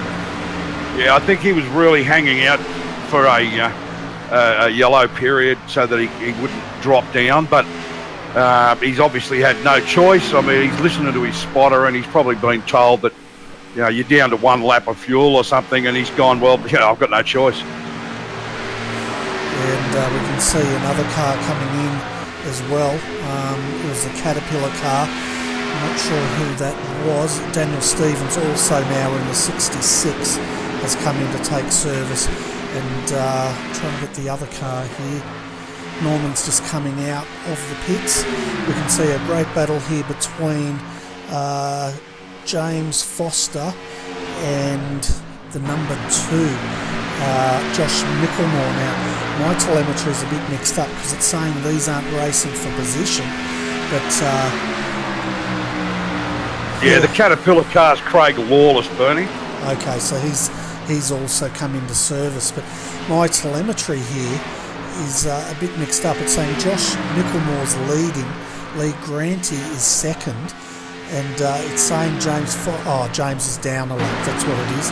He's trying to pass the number 2 to get back on the lead lap. As soon as Norman came in, it actually put the front half of the field back on the lead lap. Yeah, so James is the first of the ones a lap down. Darren O'Brien, Norman Clark are also a lap down. Craig Lawless two laps down. Daniel Stevens is 3 laps down, and Roger Clark is now 63 laps down. So that's what this battle is James Foster's trying to get past Josh here to get back on the lead lap.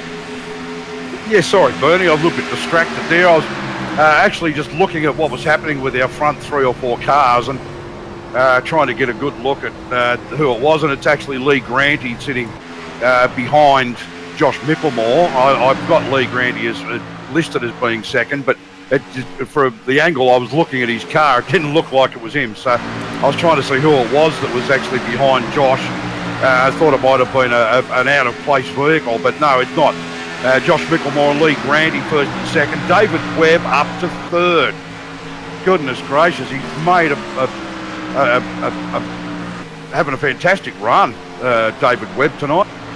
Yeah, he certainly is, and at the moment, if we look at that gap, Josh Micklemore, he's got a gap of 4.6 seconds back to Lee Granty in second. Then David Webb is another 5.6 seconds down. Well, he's 1 second down from second, and he is lapping. Josh Micklemore is in the 28s. 28.261 was his last lap. And of course, he's got James Foster breathing down his neck, trying to get back on the lead lap. And Dave Douglas is in 4th place, but there's a 10-second gap between 3rd and 4th. So the only way I really see that closing up again is with another caution period. But I really hate the way these guys are just putting in the effort tonight. I'd really hate to see anybody lose out by causing the caution. Yeah, we're going to need a caution soon because I need a pit stop. It's only so far I can run as well when I'm before I'm going to have to go and listen to my spotter. You might need to make that pit stop, Bernie, and I'll sit here and rabbit on like a goose. All right. And we'll see how we go. I'll just keep an eye on some of these front runners for the moment, folks. But remember, this is Tristo 300 brought to you by ANZCAR, who run the Thursday night Thunder for the truck series, the NASCAR trucks. Monday night, they run the K&N Pro Series in those cars. It was happily and proudly sponsored by Advanced PC Systems, or Solutions, pardon me, APCS. And tonight is for Tristan Yelland. And we actually have a charity event on. And of course, there is a donation page. And when Bernie returns, I'm sure he'll be only too happy to throw the GoFundMe address up. and you can please donate, help Tristan out. A long-time iRacer and well known throughout the community with most people that have been around for a while, and he's having some real medical issues at the moment, and this event was raised to help with his expenses for getting to and from his medical appointments and some of his medications. So when Bernie comes back, we'll have him pop up the address, and $1, $2, $5, whatever you can spare, you can pop that up and help Tristan out. And if you're enjoying this fantastic event tonight put on by ANZCAR, then please donate and help Tristan out, because that's why the event is on. G'day, Bernie. Welcome back to the commentary box. Yeah, I'm back all right, and I don't know what that pit stop was, but it wasn't too bad. I've just put up the GoFundMe page there. $460 out of 500, so he's nearly at his goal there. Yeah, no, fantastic stuff, and the community getting behind this and behind Tristan and showing their support. I've still got my eyes on Dave Douglas, still running in fourth, and still a 10-second gap up to David Webb in third. We've got Josh Mickelmore leading with a 3.9-second gap over Lee Granty.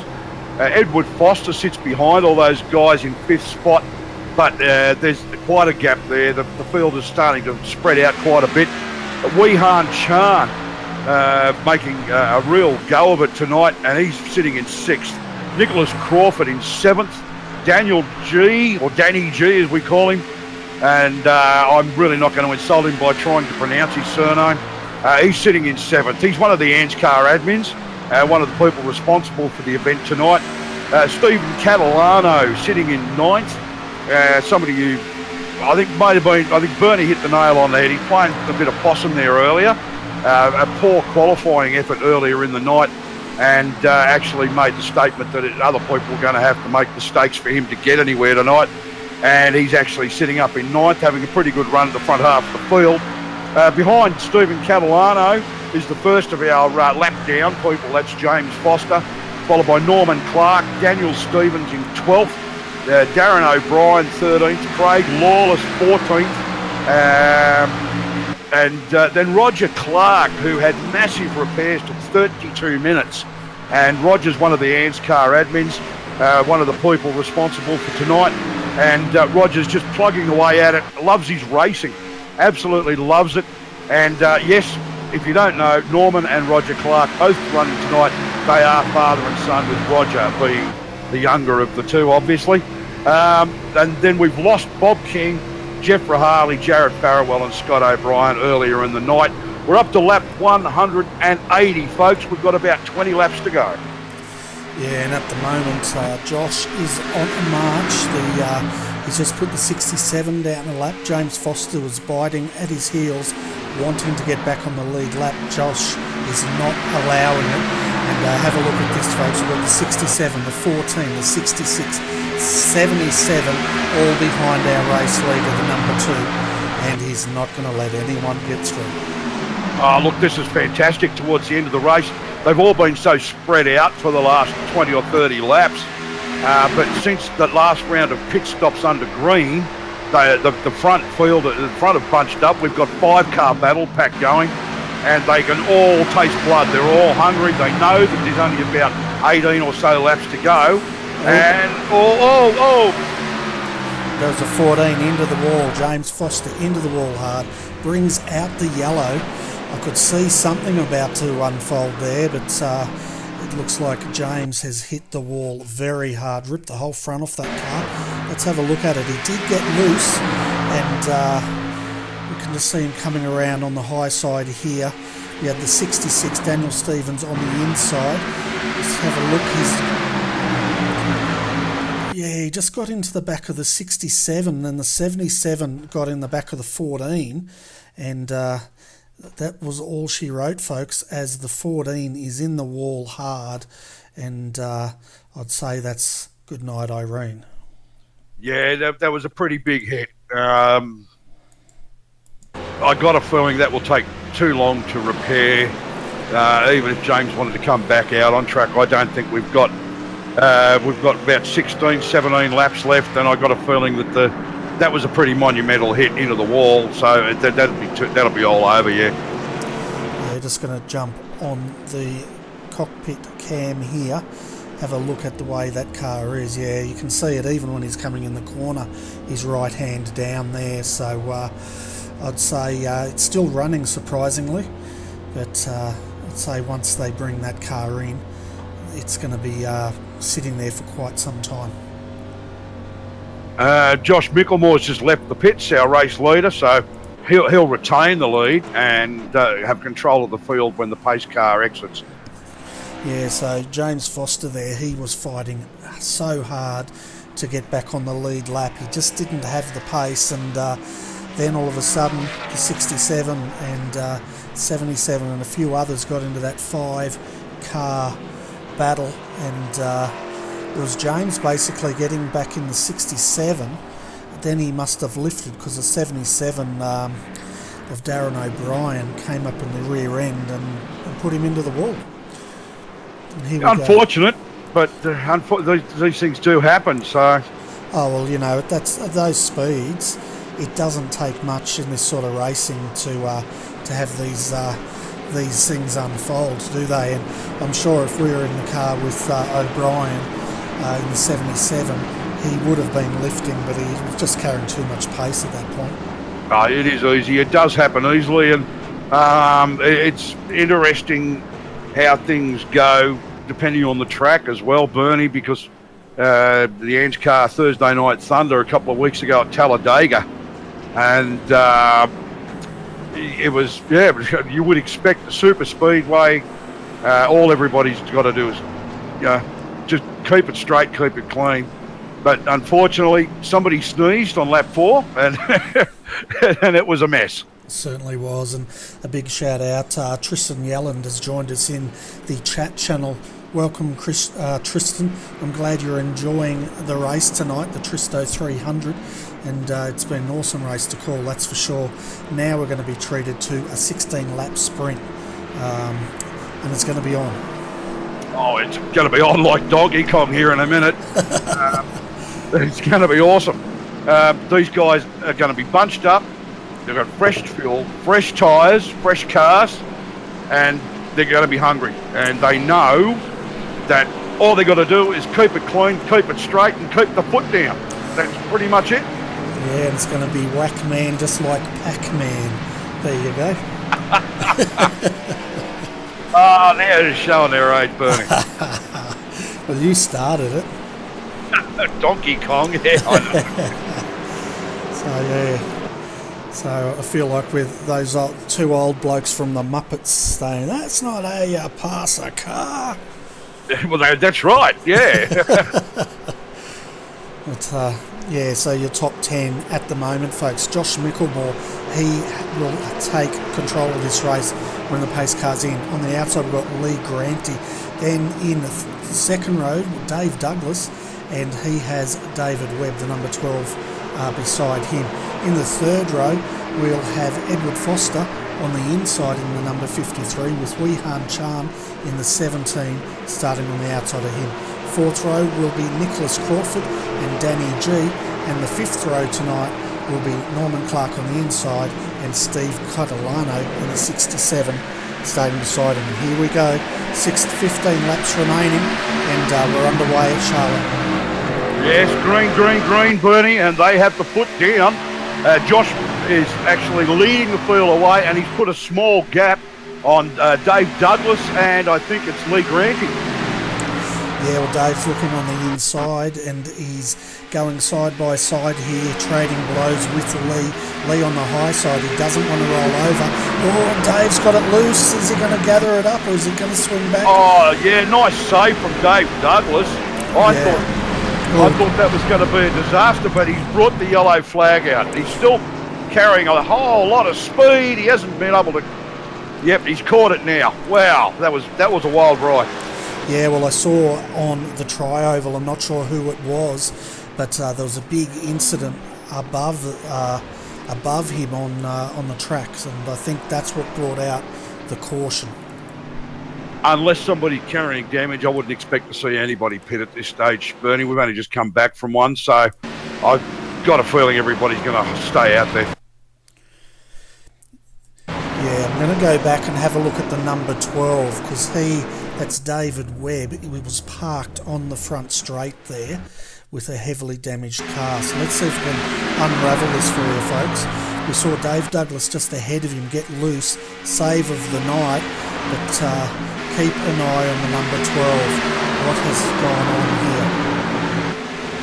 Oh, the number 12, avoiding Dave, actually got into the wall. He spun it.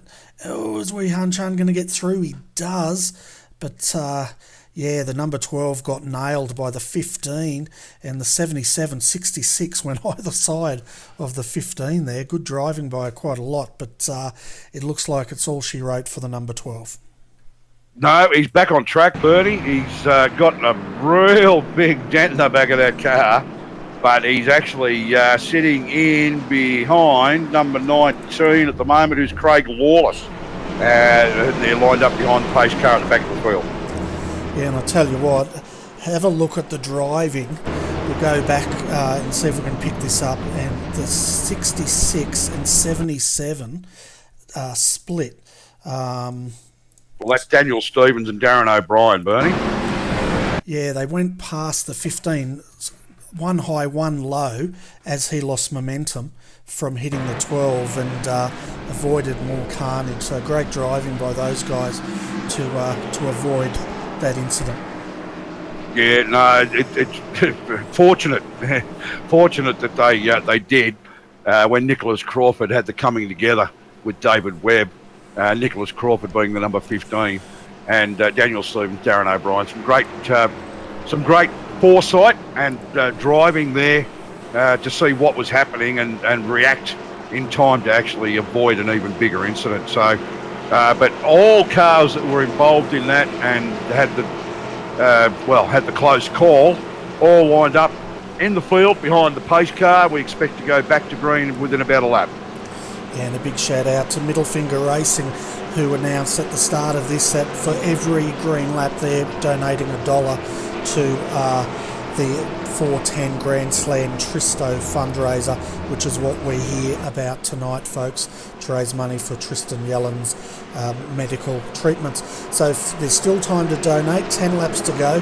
Go to www.gofundme.com/410 Grand Slam Tristo fundraiser, and even if it's $1, every dollar counts. Absolutely, every dollar. They all add up. I mean, you might only be able to donate $1, but if 9 of your friends do it, all of a sudden we got $10, and that adds up. It all helps. Oh, exactly right. And we're going to be down now, folks, to a 10-lap sprint. Let's have a look at the drivers here so you can see where your favourite driver is and if they're in contention. Josh Micklemore, he's going to lead the way. Lee Granty, he's been there most of the night. If we look at the stats on these two, Josh has led 115 laps, Lee Granty 56 laps. Then we've got Edward Foster. He's only led 1 lap tonight, but he's sitting there in 3rd position and looking strong. Danny G, he has not led a lap tonight in the 13, but he finds himself in 4th. Then we have Wee Han Chan in the 17 in 5th. Dave Douglas, don't write him off, he's sitting in 6th. And then in 7th we have the magician, Norman Clark. So I'm going to ask you, who's your favourite? And they're going to crash. I'm not answering that question, honestly.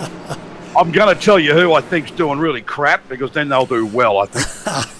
Okay. So...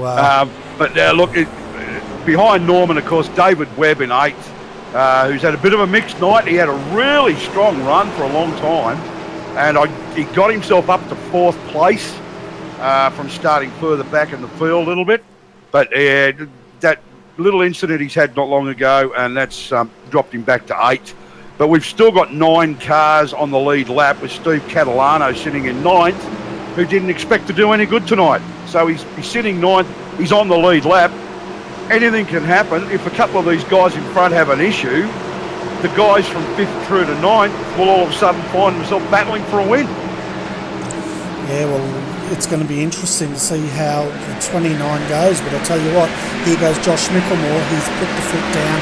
He's taking the lead again. But keep an eye on Edward Foster. He's trying to get on the inside of Lee Granty here. Just didn't quite make it. And Danny G sitting back there in fourth. Dave Douglas, he's made that move on Wehan Chan, and he's come up to fifth. Buckle up, folks. We've got 7 laps to go, and these guys are going to go hard. They know they're close. They've all got good tyres and good fuel. They've only got to go hard, be sensible and keep it clean. And with only 6 or 7 laps left, we don't know who's going to win. It's easy to say that these front 3 are going to be the podium, but you don't know, do you? No, well, the front 3 now are going to crash out because you called them. But at the moment, Josh Mickelmore... No. Oh, well, then it looks like Danny G owes me a beer because he's in 4th. Oh, there you go. He'll do a Bradbury tonight. But at the moment, Josh Mickelmore, he has led 118 laps tonight of the 200. He's looking extremely strong. Lee Granty, he's trying to chase him down, but he doesn't quite have the pace at the moment. And then Edward Foster sitting in 3rd, also trying to chase him down. Further back, though, Dave Douglas and Wehan Chan are trading blows here for 5th and 6th position. Wehan on the inside, Dave on the outside, and Wehan just made that move stick, and we can see the 67, Stephen Catalano closing up. But let's get back up the front, that's where the action is, and Josh Mickelmore, Lee Granty, Edward Foster.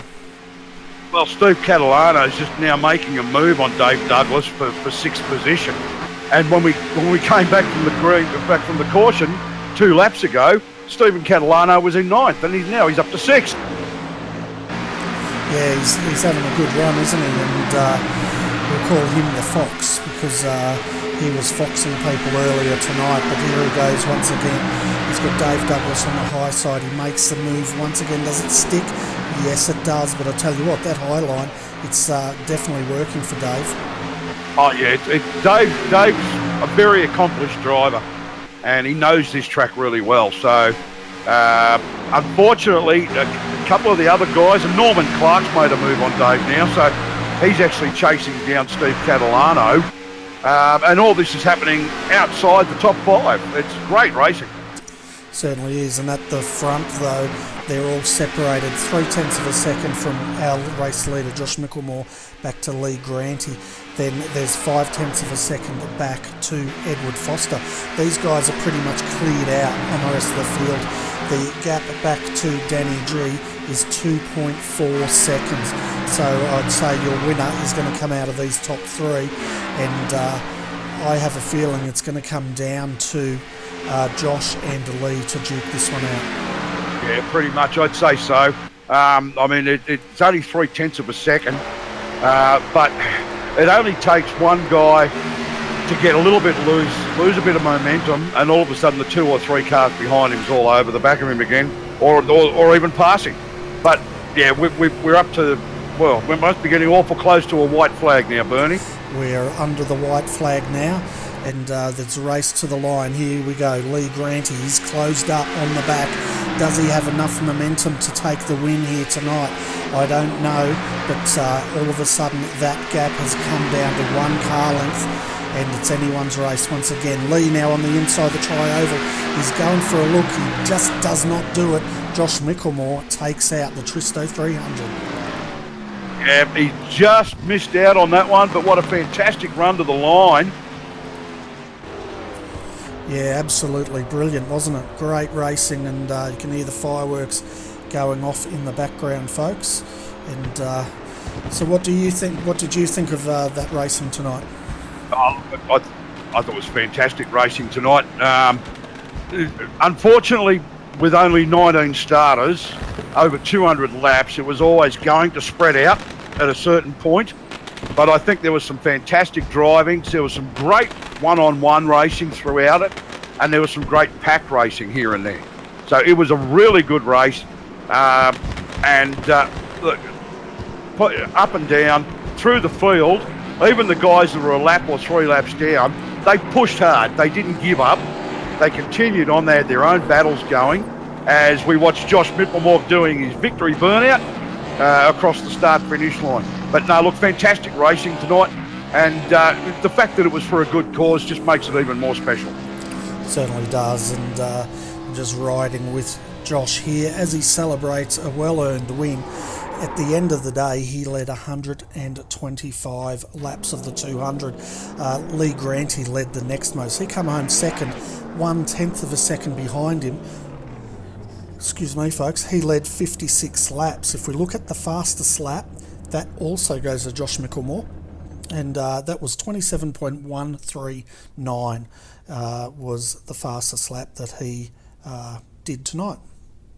Yeah, no, look, there was some great laps done. I don't think anybody in the field was completely clear of a dodgy move when it came to getting loose. I think everybody suffered from it from one point or another, to one degree or another.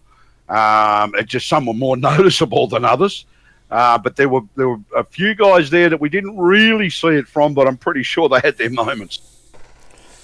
Oh yeah, I'm pretty sure they would have had their moments. We're going to cross over to our race winner very shortly. Josh Micklemore is in the green room. Bit of a shout out to Bob King. He that was his first tarmac race tonight, and it looks like he definitely enjoyed it. He came home 16th in the end, but an excellent effort there by Bob. And let's bring in our race winner, Josh Micklemore, and let's hear from him. Did you want to start the interview, Steve? Yeah, no, that's fine, not a problem, yeah. Good day, Josh, how you going? Oh, did you? Hey, Josh. Congratulations on the win. 125 laps, I believe you led out of the 200 tonight. So, supreme effort, wonderful stuff, some great driving. Yeah, cheers, mate, cheers. How did you actually find the track out there tonight? Like, are you used to Charlotte? Do you know the track well, or...? Yeah, I run the ANZCAR around here a little bit when that comes around for the season and that, but I don't really drive this car too often, so it's been quite a while since I've actually done a race in this thing, but yeah, it's good fun. Yeah, I actually did some pre-race laps myself just to get used to the way the bumps felt in the Xfinity cars, and it's a different feeling. I'm used to going around here in the trucks, so yeah, it is a completely different feeling in these cars, so I know what you mean by that. There were some great battles there tonight. Lee Granty certainly kept you honest there for quite a while. Yeah, he was hard to pass too. He was pretty quick. I was surprised actually. So he put on a good fight even throughout the whole race. He was on my tail. So no, it was good work by Lee and Edward as well. He was up there. Yeah, I actually noticed there late in the race we had a caution period, and Norman Clark stayed out. And it basically put the rest of you all a lap down. Well, actually, no. Was that under the caution? Yeah, I think it was. But yeah, he stayed out, and but as soon as he pitted, it sorted itself out again, and everybody basically came onto the lead lap. We actually finished with 9 guys on the lead lap tonight, Josh. So you had 8 guys hunting you down there, and you managed to hold them out and take the win. So congrats on that. If it was a special event for a special reason, and I think it took a pretty special drive to win that. Yeah, no, that's it. It's for a good cause. Here to support Tristan and that, and problems he's going through at the moment. It's good to support him. You know, I've raced motorsport in the real world, and motorsport game, people are very caring and giving, and same with the sim racing community. We're all very caring and giving, and it's a good thing to support him and what he's going through at the moment. Yeah, no, well said, mate. I mean, we can all be a little bit blood and guts when it comes to being on track, but when somebody who's especially a long time iRacer comes down with the sort of problems that Tristan's going through at the moment, people do tend to band together a bit. Yeah. Yeah. Anything you want to? Anybody else you want to thank, Josh or Bernie? You got any questions? No, at the moment, I should have some questions, shouldn't I? But at the moment, I'm trying to work out how many green laps we run tonight. So to see how much middle finger racing has to raise. But no, good race there, Josh. Fantastic going. How worried were you when Lee started closing in on you on those final laps? Yeah, I'm usually a I'll be honest with you, I'm a bit of a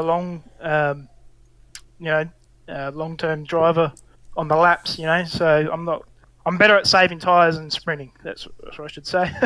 So, I've seen him getting me there a bit closer, but I had a little bit in the back seat, and just in case he did get right on my tail. But yeah, it's all good. Yeah, no, it was a fantastic effort there. You started out a second tonight. You led in the statistics 125 laps. You also got the fastest lap, which was 27.139. So you almost got the hat trick. So congratulations. Loved the burnout, and it looked like you're having a lot of fun out there. Yeah, no, it was good fun. Very good racing. Got some green flag pit stops, and it was good fun. I'd just like to thank ANZCAR for putting on the event, RRTV for broadcasting, and the other competitors. It was a good fun race. Fantastic. Well, we'll let you go now and enjoy your winnings or your victory. And thanks for putting on a great show for us and the viewers tonight. Yep. Cheers, mate. So who else we got in the green room there, Bernie? We've got Grant D. Lee, Lee Granty. We'll bring him in. We've also got Edward Foster. We'll bring him after that. Wehan Chana and Danny G are all waiting for an interview. Excellent stuff. Bring on somebody. Okay, our next interview is Lee Granty.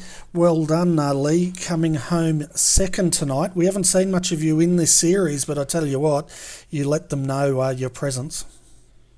Yeah, thank you, man. It was a very long, it was a tough race, man. This Charlotte is very tiring.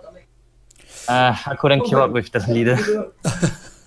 No, you're having an awesome drive, though, and you led 56 of the 200 laps here tonight. And Wehan Chan was telling us you love your NASCAR racing, so any chance we might see you in a bit more ANZCAR racing? The timing for me is kind of awkward because I have worked during the weekdays, so I probably won't be joining this week. Okay, fair enough. But outside this league, is this the category you normally choose to race in, or what's your favourite racing category? Yeah, absolutely. The B class. The B class is amazing. It's so fun. I dislike the A class. The Cup car is just too predictable.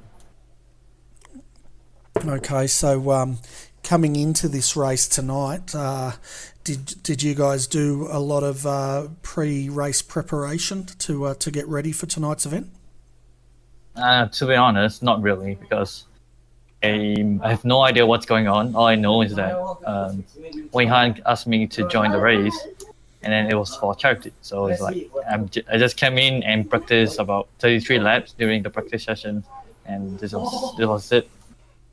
It's an absolutely awesome race, that's for sure. And as I was saying, at the end, you were separated by 1/10 of a second over Josh, and we could see you were making a play, but it didn't look like you just had the pace to go for that win tonight.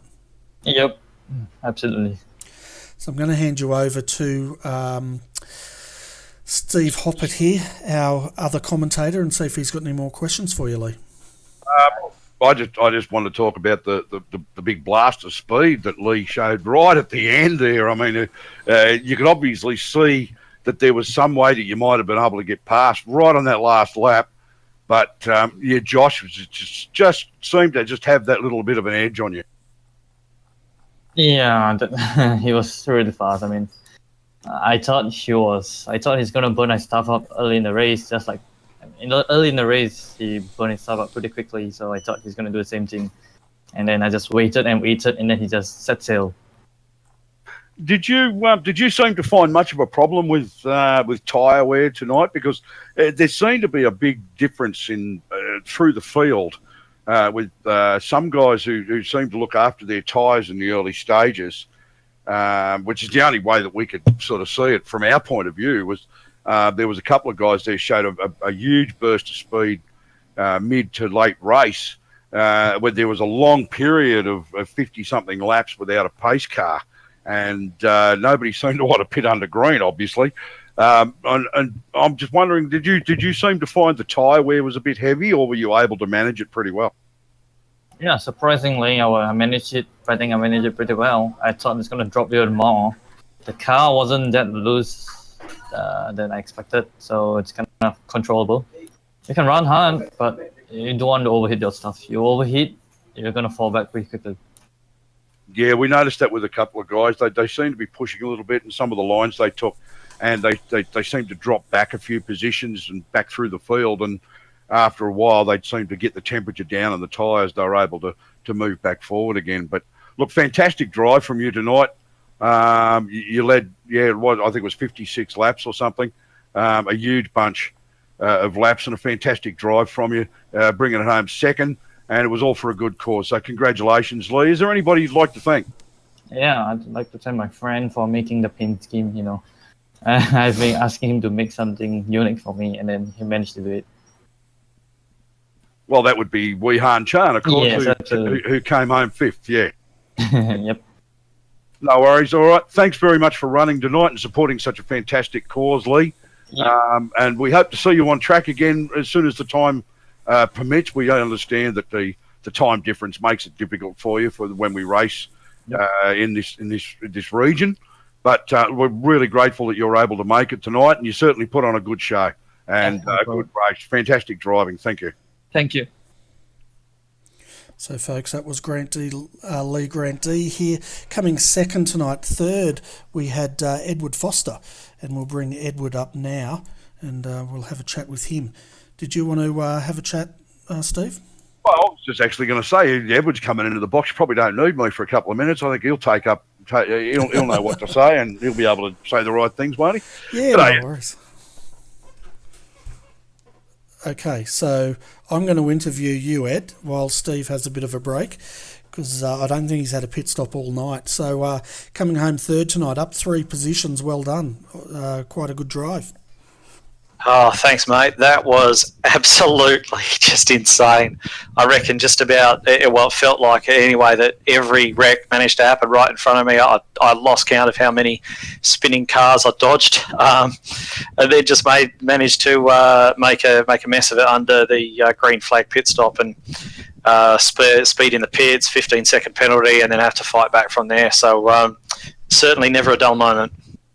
It certainly isn't, and I can tell you we had 7 yellows tonight out of the 200, so not that many yellows, that's for sure. It's good racing.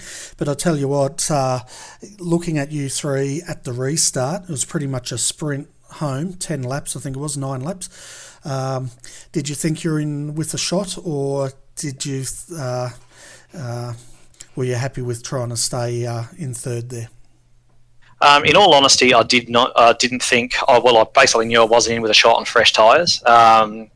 Whenever we were on fresh tyres, those two would generally gap me and just disappear. And then after we started to get a bit of wear on the tyres, I'd be able to sort of run with them and close the gap up a little bit. But obviously, with 8 laps to go in the race or whatever it was when we went green, that wasn't going to be possible. So I was more concerned with just making sure I saw off Danny G and Wee Han and those guys behind me, just to make sure that I was able to consolidate third and kind of almost outside hoping that the two ahead of me might get stuck into each other and bring me back into play. But they're both too good for that. So happy with third. Very, very happy to come home third.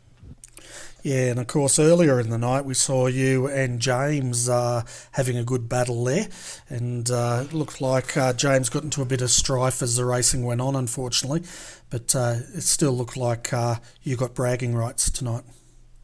Yeah, I didn't see what happened with him. I know that he got involved in something with Roger. I think he may have gone across the grass or something like that. I was sort of aware that he was behind me there for a little while, and we ran together for a little while, which was good because I know, with him, we've been around each other long enough. I know he's not going to do anything stupid, throw a nose in where it shouldn't be, and obviously running with him, I was able to run some good pace and everything. And it looks as though he fell away towards the end. I think he had a couple of incidents there. So not the finish he would have been after, but at the same time, he did say to me before the race he didn't really feel that comfortable running long stints in the car, and we got nothing but long stints tonight. So I guess unsurprising, that if you're not comfortable, you're not going to be able to string a whole bunch of laps together, and the mistakes are going to creep in. So yeah, he'll improve from here, and yeah, jump back into the trucks on Thursday, and we'll have a blast. Yeah, fantastic. And what was I going to say? Yeah, there was a few guys out there that didn't look that comfortable on the long stints, that's for sure. But I tell you what, how comfortable were you when you had to bring that car in under green? We were sort of sitting up here thinking your tyres would have been like marshmallows at that point. Well, the tyres, they were pretty bad, but I wasn't really looking at pitting at that stage until everybody else started to come in. And the one thing that you don't want is to allow somebody to get what they call the undercut, where they pit a bit early and they do a lot of laps on fresh tyres and gain time that way. So I was left with no option but to pit. I actually tried to pit the previous lap, and I did get on the radio and say that I was going to come down the pit lane. And then as I slowed to do that, somebody darted to my inside and blocked me off, which annoyed me quite a bit at the time. So came around the second time and I was still annoyed, and got on the brakes a bit late and shot across it and sped in the lane, which is what got me that penalty. So yeah, it just shows never get mad in a race car. I think it was Andretti used to say, you get mad, you're in the wall. So didn't quite hit the wall, but I certainly get his point. Yeah, exactly right. You hear it all the time, don't you? In the racing, with the manager just speaking calmly, and what they're trying to do is take the emotion out of the cockpit so that the driver doesn't make that mistake. But I'll just see if Mr. Hoppett's finished his pit stop yet. Are you back with us, Steve? Yeah, the old legs are stretched and the knees feel a bit better. So yeah, thank you for that. How are you, Edward? Yeah, not too bad, Steve. How you going? Oh, I'm good, mate. Actually, yeah, it was pretty exciting stuff there tonight. I really wish I'd been out there actually when it all came down to it, but did my bit here in the box for the cause, and what a great cause it was tonight. And there was some fantastic racing. You had such a good run there tonight, mate. You were holding third place for what seemed like forever. Yeah, I sort of made that one my own. It just I just knew I wasn't going to get any higher up without something out of the ordinary happening, just on pace, especially new tyre pace. The guys in front of me were quicker, and it seemed that I had just about everyone behind me covered. So yeah, that's pretty much where I ended up, probably where I deserved. Yeah, no, I think we went something like 56 laps under green at one point, and in the commentary, we actually talked about how we were going. I predicted we were going to start to see guys coming in under green, because 56 laps. I mean, even if people were able to look after their tyres and still run on them, there must have been a fuel issue coming up. And sure enough, within about a lap of that, we started to see people coming in. They just trickled in a couple at a time, and then all of a sudden, the bulk of the field came in. And Norman stayed out, and I think he stayed out. There was a pace car about that time, I think, as well. And he stayed out hoping for a pace car, I think, actually. But in the end, he thought it was wiser to come in since everybody else had. So, which basically, while he was out there, put everybody a lap down. And then once he pitted, everybody went back onto the lead lap that weren't more than a lap down anyway. Yeah, that's Norman for you. He always tries something different. He's got plenty of tricks in that old magic hat of his, and yeah, he's always trying something different and something clever. And you take these gambles. Sometimes it pays off. Sometimes it doesn't. It looked like it didn't for him tonight. There have been plenty of times when he has done, and it looked as though he almost had a crystal ball looking into the future. So yeah, I'm glad he didn't put us all a lap down tonight. Well, that's right, yeah. I mean, if he had stayed out, it may have changed the complexion for the last 30 or 40 laps, but he obviously decided that there wasn't going to be a pace car anytime soon, and he needed to do something about it. So I was very surprised, actually, that there was such a long green stint.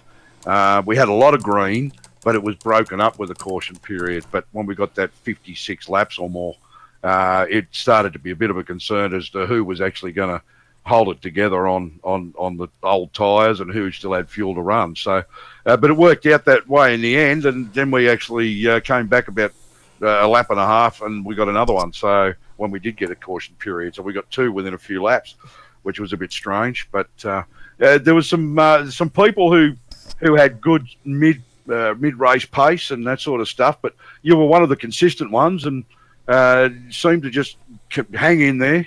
and just hold the position, and that was great to see. So a good drive, mate. Well done on the third place, getting on the podium. Yeah, thanks very much, mate. Yeah, like I said, very happy with it. I think that was definitely the most that was achievable tonight. I don't really think I had the pace to beat the top two, as I said. So, yeah, a lot of it was just sort of trying to hang on to the back of those guys. But, yeah, very, very pleased. Yeah, it was a race of changes. I mean, we had Jeff Rayleigh, who'd blasted away at the start and just basically dominated. But then as soon as he had the slightest issue, the rest of his night just seemed to fall apart. So the lead changes in the later stages, what surprised me, how people had managed their tyres and their fuel. So it was very interesting, a great race, and I recommend highly watching the stream because it was fantastic stuff to watch.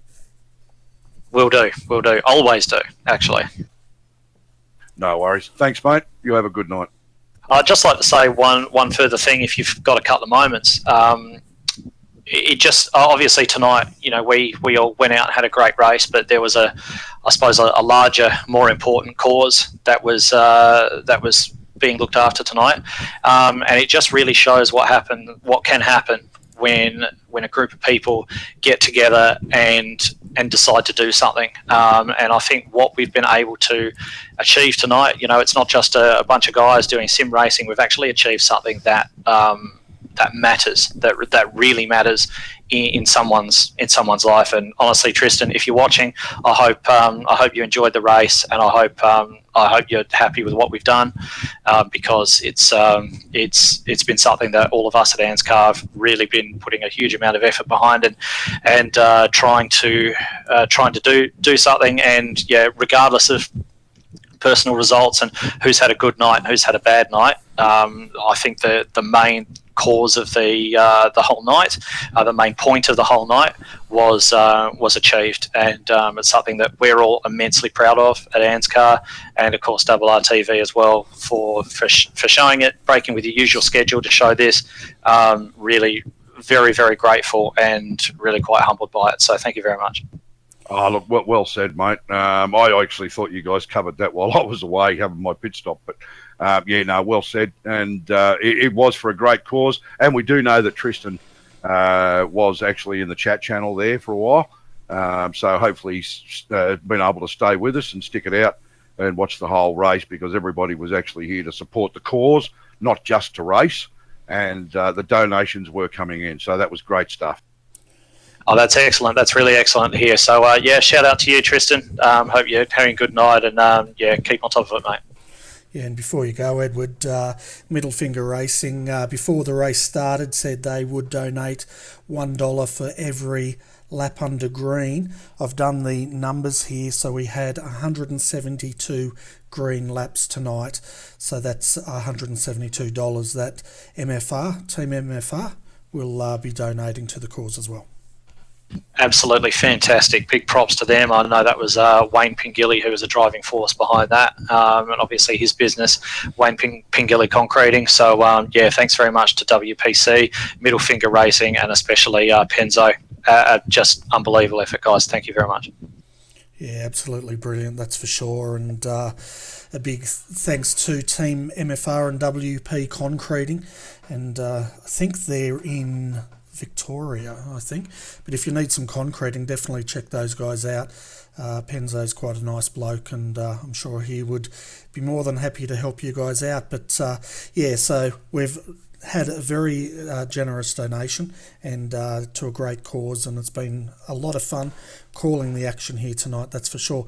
But Edward, is there anyone else you want to give a shout out to, and we'll get on with the rest of the interviews?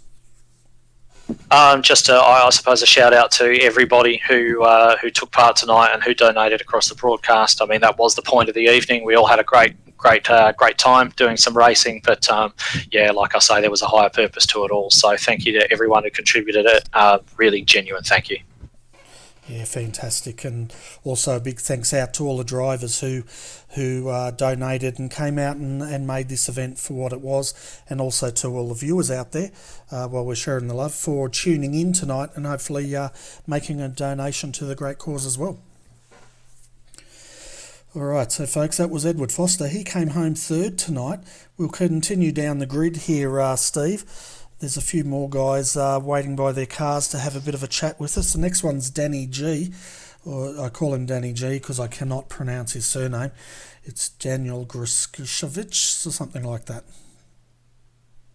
Yeah, I don't think I'm going to even try. I normally do pretty good, but I'm not going to attempt that and actually insult him. Good day, Danny.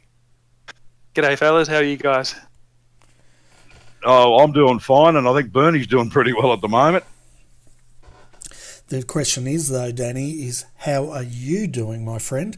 You came home tonight fourth, and you look like you're having a lot of fun out there in the, I think it was the number 13 Exalta. What is it? Is it Chevy? I don't know. Yeah, Chevy. Yeah, she's a Chevy. Yeah, no, I was having a lot of fun until I hit the wall. Maybe 115, 120 laps in, and then had some pretty bad aero push and just holding onto the wheel with my left hand, just totally cramped my left hand, and I couldn't even open it. Wow. Yeah, we saw quite a few people hit the wall there. So did you hit the wall because you lost feeling in your hand? Is that what you're saying? No, I hit the wall trying to follow someone else. He hit the wall, so I pushed up and hit the wall with him. Fair enough. And was there a lot of push? Like we saw a lot of the cars running closely. Was there a lot of wash going on which was causing cars to push like that? Yeah, for the first 15 laps, I guess it wasn't too bad, but once the tyres started to wear it, you definitely had a definite push. Yeah, fantastic. And, well, I guess, you know, coming home fourth then, considering you had that incident, it's a pretty good night, really. Yeah, no, there was a classic pass there at the end. I think Dave turned himself around, and I went on the inside and went for the old pass in the grass and actually pulled it off, and came up fourth there, and yeah, finished fourth. That was really good. Fantastic. No, it was an awesome, nice night racing, that's for sure. And one thing it does show is, you know, how entertaining the Xfinity series can be. And I know this was a charity event, but it'd be fun to see more of this style of racing with this style car. Yeah, it definitely is. I haven't run too many laps in this car or at this track, but the combination was really good. I think the night weather and the overcast, and yeah, just made a lot of grip, and yeah, it was actually really good fun. Yeah, fantastic. I'm going to hand you over to Steve because I'm running out of questions to ask people. I can't think of much to ask him apart from just sort of raising that you had a reasonably good run tonight. You're fairly consistent and in the middle of most things. Your lap times were pretty consistent. Obviously, your in race lap at one point was quicker than your qualifying lap, but that's probably to be expected. I mean, you caught a draft somewhere or whatever, but. Did you, as I asked one of the others, and we noticed with a few people, did you have much of an issue with tyre wear tonight? Like you're sort of holding on, hoping for a pace car at any point? Yeah, definitely towards the end when I was about to get lapped. I think the leader was actually trying to save tyres too, and he backed off because he wasn't catching me. And I went, well, that's handy, and then the yellow flag came out. But yeah, after a good 20 laps, I was struggling big time. I had to learn till about halfway just to conserve the tyres, or what line to run to conserve the tyres, and I sort of got it, but yeah, after the damage it took all that out of the equation. Yeah, I imagine that long period of about 56 laps under green must have been pretty difficult then. Yeah, it definitely was. Yeah, we were watching for fuel. That's what we were concerned about, and we figured somebody would have to come in at some point under green because it must have been getting low on fuel, and tyres must have been getting pretty terrible by that stage. But that's exactly what ended up having to happen. So people pitted under green and got it taken care of. But that made it even more exciting as far as the racing was concerned. Because the whole thing was for a great cause for Tristan, it seemed to be very successful. And I think people who watching the stream and donated while watching the stream certainly got their enjoyment factor tonight. So everybody in the race tonight put in a fantastic effort. There were some guys who didn't actually finish, but they actually put in some great racing while it lasted. Yeah, it's very good. And just like to say thank you to everyone that helped out, donate and race tonight. It ended up being a really good race and something really enjoyable, and hope we can do more in the future. Yeah, no, fantastic stuff. Bernie, over to you.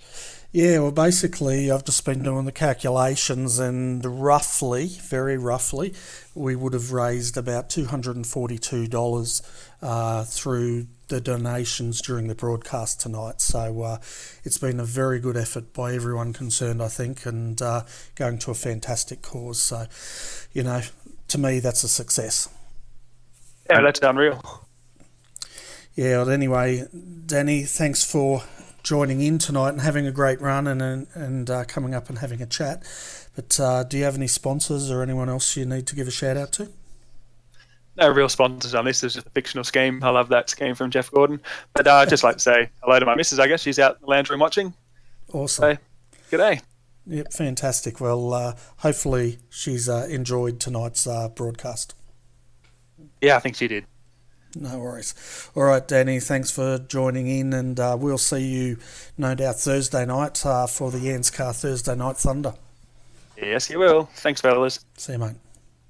And for those who are actually interested in watching that stream on RRTV's YouTube channel, etc., that round of the ANZCAR Thursday Night Thunder will be at Chicagoland next Thursday night. So that should be pretty exciting, Bernie.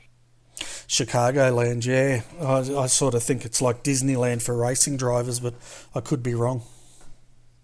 Well, I've never actually run there, but the track map, the track layout looks pretty exciting. It looks like there might be some good speed areas on the track, but other parts that a little bit like Charlotte tonight, where it's going to be a case of not quite keeping the foot into it. So, but yeah, you want to bring anybody else up, Bernie? We've got one more. Weehan Chan came home 5th tonight, and Weehan was the person who got Lee Granty to have a run with us tonight. So let's bring up an old voice. Some of you might recognise him. He has called a few of the trucks races and the SRA with me. So let's have a chat. Hi Weehan, well done mate, coming home 5th tonight, and we spoke to your friend Lee earlier. How was the racing? Did you have a good time? Hey Bernie, hey Steve. Wow, today's racing was excellent. I loved every single bit of the racing today. Very nicely done. Fantastic, and the paint jobs looked really good too. You and Lee were, I think, the only international drivers we had here tonight. Well, I guess no, because we had New Zealanders here too, so we have to count them as international, I guess. Yeah, well, I mean, it's an Australian event, but I mean, how to say, we're able to, from overseas, if we're able to help out, we'll just come in and help out, and at the same time have fun.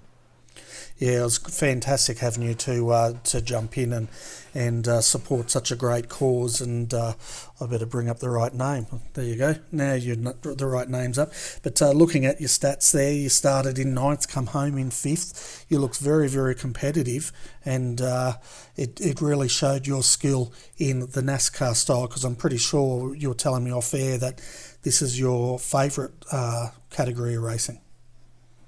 Thanks, buddy. Absolutely. NASCAR, I think, is become what my go-to series when I want to get ultra competitive. And well, I think I just sort of find NASCAR racing to be that bit more exciting in a way compared to what I usually do on the road. And well, it was a good time that I had today with racing with all of them. Yeah, it was good racing, that's for sure. And were you surprised at the amount of green laps we had? We had about 172, was from my calculation.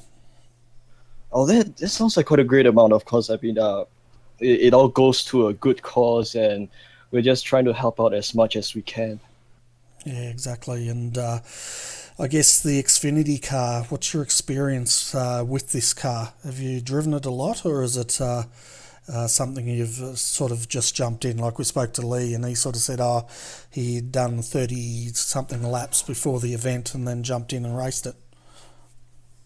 Well, with this Xfinity, of course, for this race itself, I just jumped in, went straight to race, no practice at all. But I mean, outside of this by myself, I do quite a lot of practice on other tracks. So I've sort of been able to build up my own how do you put it? How to say? I've sort of gotten more familiarized with the car before I've actually come into this race. Okay, fantastic. And I've got Steve Hoppert here. Steve's got a very important question. He wants to know why you can't call the Thursday nights now. I tried to appease him, but he wouldn't listen to me, so you're going to have to explain it in person. Good. Hey, Weehan, how are you? Hey Steve, how are you? I'm going good. I'm going very good. Yeah, filling in the spot here. You were on track and I wasn't. Makes a bit of a change. Well, I mean, school and stuff like that. My schedule has to get changed a bit, and unfortunately, that meant my Thursdays would be taken away from. I mean, especially late afternoon. I won't be at home, so I can't call the action. Yeah, no, it's all good, mate. Look, life comes first, and that's the way it is. But I actually arranged to do this quite some time ago anyway, because I decided I'd jump in and commentate and do my bit for the charity cause and all that, rather than actually race. So I actually expected it to be a bigger field, but 19 was a good sized field. That was all right, and we had got some good racing out of it. You yourself had a pretty good night on track, coming home fifth, and I'm trying to remember where you started, but I'm pretty sure that's well ahead of where you actually began the race. Well, thanks, Steve. I think I started at qualified 8th or 9th, but I mean, although I finished at 5th, I actually dropped all the way back at certain points of the race. I actually dropped all the way back to, I think, 13th or 14th before slowly, making use of my, not only the on-track time, also making use of my pit stops to get that slight jump ahead of the other drivers whenever I could. Yeah, like you weren't the only one, mate. There were plenty of people that started way down the field right at the back at the beginning of the race, and worked their way right up into the top, 5 or 8 at one point. And some other people did exactly what you did, and they started towards the front, dropped right down, and then worked their way back up again, back into the top, 6 or 8. So it was just one of those nights. And there was a lot of positional changes and a lot of good racing out there. There was some good moves and some good passes, and it was very exciting to watch. And because it was for a good cause, that made it even better. Oh, absolutely. I mean, I think with regards to the strategy of drivers going down and coming back up, I think it's more to do with trying to understand the sort of the tire wear and how the tire would react every sort of based on the time. And I think some of us, we started off trying to conserve more on the tires, and only afterwards did we start to push harder. But of course, I mean, as much fun as we had tonight, of course, the bigger cause tonight is for Tristan, and I mean, that's what this sort of what's been going on at the back of my mind every time I've been racing tonight, and yeah, sorry, I mental block. Look, that's fine, mate. That's great. Yeah. Look, we appreciate both you and Lee joining us for this tonight. We realise that the time zone's a bit of a problem for you, and it's not the sort of thing you can do regularly, but it was just fantastic to actually have the two Asian races here from that region of the world, rather than just all the Aussie NZ guys. So that was just fantastic to get those driving skills in. And, of course, Lee, having a really strong second after leading so many laps of the race in the middle sector there. So he had a fantastic night and a great finish, and you've finished top 5, and it made it worthwhile. So I'm not sure what time it is over there at the moment, but it's been for a great cause, and you had a great race and a good finish. So you must feel worthwhile that it was good to put the time in. Oh, absolutely, yes. It was completely worthwhile tonight. I mean, finishing position, yes, it was great that, I mean, Grandy, he finished second and I came home 5th. But again, the bigger purpose of this race has been for the charity, and I think that's what mattered most to all of us who raced tonight. Yeah, no, fantastic stuff, and it was great to have you guys in amongst the field there, and just having a good time, because regardless of why we were here, it was a good time, and it was an exciting race to watch. It's just that because it was for such a good cause that it made it even more special tonight. So I'm sure people enjoyed watching it as well, and it was great to have you here, and we look forward to having you join some more of our races when time permits. Oh yeah, certainly. I mean, I would be looking forward to more races with ANZCAR and with you guys, of course. Exploring around and looking for all sorts of races to get myself into, and just learning along the way. And of course, tonight's race, it's been excellent. I think Grant and I, we would agree that we've had perhaps one of the best experiences ever. Fantastic. Well, thanks, Weehan, for dropping in and answering all of our questions, and thanks for participating in such a great event. But we'll let you go now, because I know you sort of need to sleep a lot, because you're a very, very old person. You sound very youthful, like you're 18, but I know you're about 85, I think you told me. That's what they all say. But yeah, it's actually just 7 p.m. over here, so I've still got a long way to go tonight. But I mean, of course, it's been great tonight, and of course, thank you, Bernie, thank you, Steve, for calling the action. I'm sure viewers would have enjoyed it as well, and yeah. Fantastic. Well, thanks, mate. Started 9th, come home 5th, and your car was pretty straight, so a good effort by you and by Lee tonight. Absolutely. Thank you so much. So, Steve, the only other person we've got down there is Roger. I'm not sure if he wants to come up for an interview. Should we bring him up and you can have a very quick chat with him, and then we'll end our broadcast tonight? Yeah, we'll have a real quick one with Roger. We had a chat with him earlier on during the race, so we'll have a quick chat with Roger now as one of the ANZCAR admins responsible for this great event, and then we can wrap things up.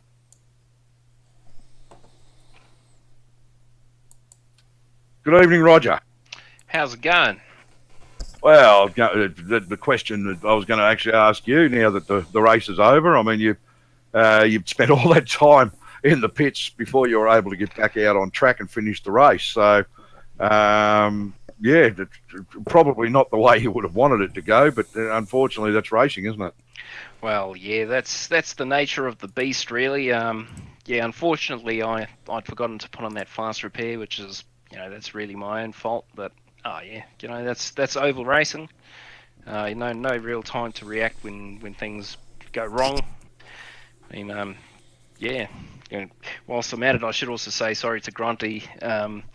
I actually nearly wrecked him out when I got back on, and I was just absolutely punting the car around the track. Like I was just on the chat with Edward just afterwards, and he was saying, man, like I was just coming up on him like a bat out of hell. Like he'd be surprised if I wasn't putting in the fastest lap times. But yeah. So anyway, that's racing. But just really want to say thank you to everybody who came out and did this, and put some effort and put some money over for Tristan, especially Wayne from MFI. He's really come through. So yeah, I hope you guys had a enjoyable broadcast, the bits I saw whilst I was having a break. Yeah, no, it was good. It was exciting stuff to watch, and hopefully Bernie and I have sort of made it even more exciting for people to watch it out there as the normal viewers. But it is for a good cause. I'd like to just sort of make sure that people keep that in mind. This event was for a good cause. It is for a good cause, and donations are still possible. Anybody who joined in the second half and haven't had a chance to donate but thought they'd like to, you can get to the link through just down below the stream window there on YouTube to the GoFundMe. And you can still make a donation, whether it be $1, $5, or $10. And I'd actually like to thank ANZCAR, Roger, Danny, Edward, these guys for actually putting it on and organising this event for Tristan. And it's gone off pretty damn well and been a fantastic night for a good cause. Yeah, it's been a blast. Hopefully not the last of our long races. So, always keeping our eyes to the future. Okay, so I've got one question for you here, and this is all to do with time. So, Weehan from Singapore said it was 7 p.m. It's 10:26 p.m. here. What is it over in New Zealand? It must be like 1:30 in the morning or something. No, it is 12:30 over here. I've just gone 12:30, like now. And yeah, I'm actually going to stay up and do the NIS race at 3 because I got wiped out yesterday doing the NIS race, and things are tight at the top. So there's sort of like 500 points between the top three with me in the middle, and trying to put a big notch on my belt. Sort of finishing the top three in that, hopefully first. But yeah, we'll see how that goes. Glutton for punishment. just love my oval racing. Grew up watching it. What it's all about, isn't it? Yeah. That was sort of the whole idea behind putting ANZCAR together, and got a good team, and going from strength to strength as it is, and just a big shout out to all the drivers who take part regularly. I know we had a bit of an issue on Thursday night, but sort of like I say, we're going from strength to strength, so hopefully this. Well, I was going to say, there wasn't a whole lot you could have done about that. The track itself has a limit of 32 garages or something on it. So, and being a road course, there was a lot of fresh faces there, which sort of took up a lot of the spaces. So there wasn't a whole lot you guys could have done about that. Oh, we could have sort of made people share pits, but we hadn't really thought of that. I mean, we are, for all intents and purposes, our main focus is oval racing and asphalt ovals in general. And, like we hadn't really put the thought into that road side of things where you're going to have a very limited number of pits. But, what's his name? Ryan Kolstad, he runs a GT3 series, the Aussie Mix and Fix GT3 series, and he was actually saying, we can expand the pits by having guys share the pits. So going into our next road race, whenever that's going to be, we'll do that. So we can have the regulars, Jason Martin, all those guys that normally take part in the big fight at the top of the series, so that they're actually in there. They're not losing points. Just sort of keeps it fair, really. Yeah, that was unfortunate with Jason missing out and not being able to get in. I mean, a couple of people were keeping an eye out for him, but at one point it was said that that they couldn't even see him in iRacing at the time, so that obviously then we just assumed that he had something else on or suddenly come up and he wasn't able to make it, but it turned out that he was trying to get in. Yeah, which was really quite unfortunate. I mean, I know he's in the top three, and he's normally, him and Jake are normally the two big battlers. I mean, Josh Micklemore now coming into it, he's going to be another guy to watch. I was fortunate enough to jump into NIS practice with him the other day, and I mean, just the speed he can carry around a corner is phenomenal. So, going forward with our series, the more he takes part, I mean, there's going to be a lot of good new faces coming in. A lot of really close driving, so it's definitely going to become one of those series that's going to be quite entertaining. Yep, yeah. No worries. Well, look, thank you, and on behalf of everybody, thank you for being one of the people responsible for putting this on. No, all good. Like I say, big shout out to everybody who took the time out tonight to get together and do this and made their donations, and yeah. So anyway, you guys enjoy the evening. We'll definitely catch you on Thursday night for our next round of Thunder at Chicagoland Speedway. Absolutely. I'm looking forward to it. And I'm going to hand back to Bernie to wrap things up. All good. Yeah, fantastic, Roger. We'll let you go now, mate, and we'll do the final race wrap up, and then we can go to bed, and you can stay up till 3 a.m. to do your racing. Absolutely. No, thank you guys very much for the broadcast. Excellent job again. No worries. See you, mate. See ya. See you, Rod.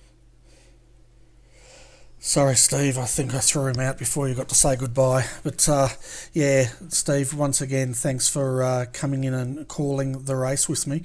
It was a darn good race, too. I had a look. We had 7 cautions, 172 laps under green. And we had... I'll bring up our stats as well. Because where are we here? Just looking at 1,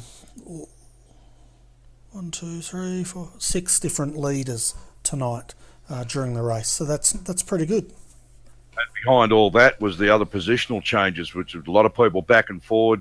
Even as Wehan said, he started inside the top 10, dropped all the way down the field, had to work his way back. and there were several other people that did the same that we were talking about during the race.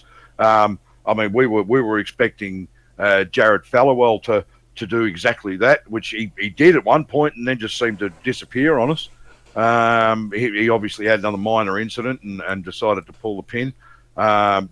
David Webb did exactly that. I mean, he was up and down through the field, but when he was on, and the guy was just great to watch.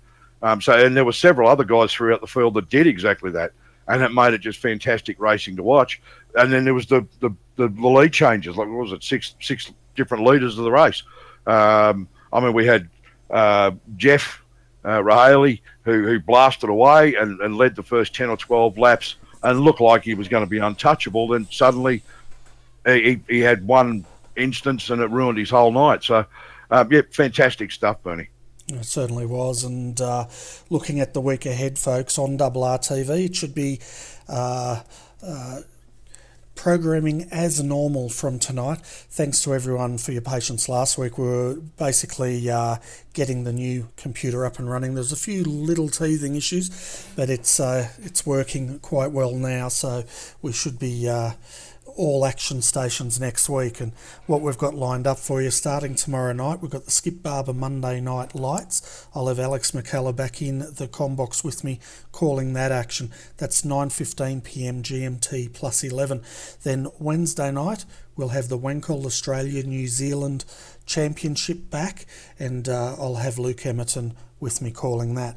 Then of course Ryan Shelton will be back in the combox with me Thursday night to call the Thursday night Thunder Trucks from Chicagoland, and we'll wrap up the week with Daniel Leet and myself calling the Australian Online Supercar Championship. And if you missed last Friday night's race live, go and have a look at the replay, because we had 52 V8 supercars blasting their way around Montreal, and it was quite an epic race in itself. So folks, that brings us to the end of the broadcast. Once again, Steve Hoppert, thanks for jumping in tonight and calling it. It's always a pleasure having you in here, and we always make it fun, mate. Mate, I've been looking forward to this for weeks since we originally spoke about it, and I'm glad I did. It was just fantastic racing and great to watch, great to call, and once again, I think we've had a blast in the commentary box together, so I look forward to the next opportunity. Yeah, and I'm sure there will be one very soon. But anyway, folks, thank you also to everyone out there that joined us in this charity event tonight. If you haven't already done so and you can spare $1, just go and make a quick donation. Every cent counts at this point, and it would be most appreciated by Tristan Yelland, I'm sure. He was actually watching the race tonight and in the chat room. So to Tristan, thanks for joining in, mate, and hopefully this event will help you out a little bit, and the community gets behind you. But until next time we meet, Sunday night, don't get the Monday blues. If you do, shrug it off and come and join us for the Skip Barber Monday Lights. But until we meet again, folks, on behalf of Steve Hoppert, I'm Bernie Wiemers. Stay safe and look forward to your company again next time. Good night.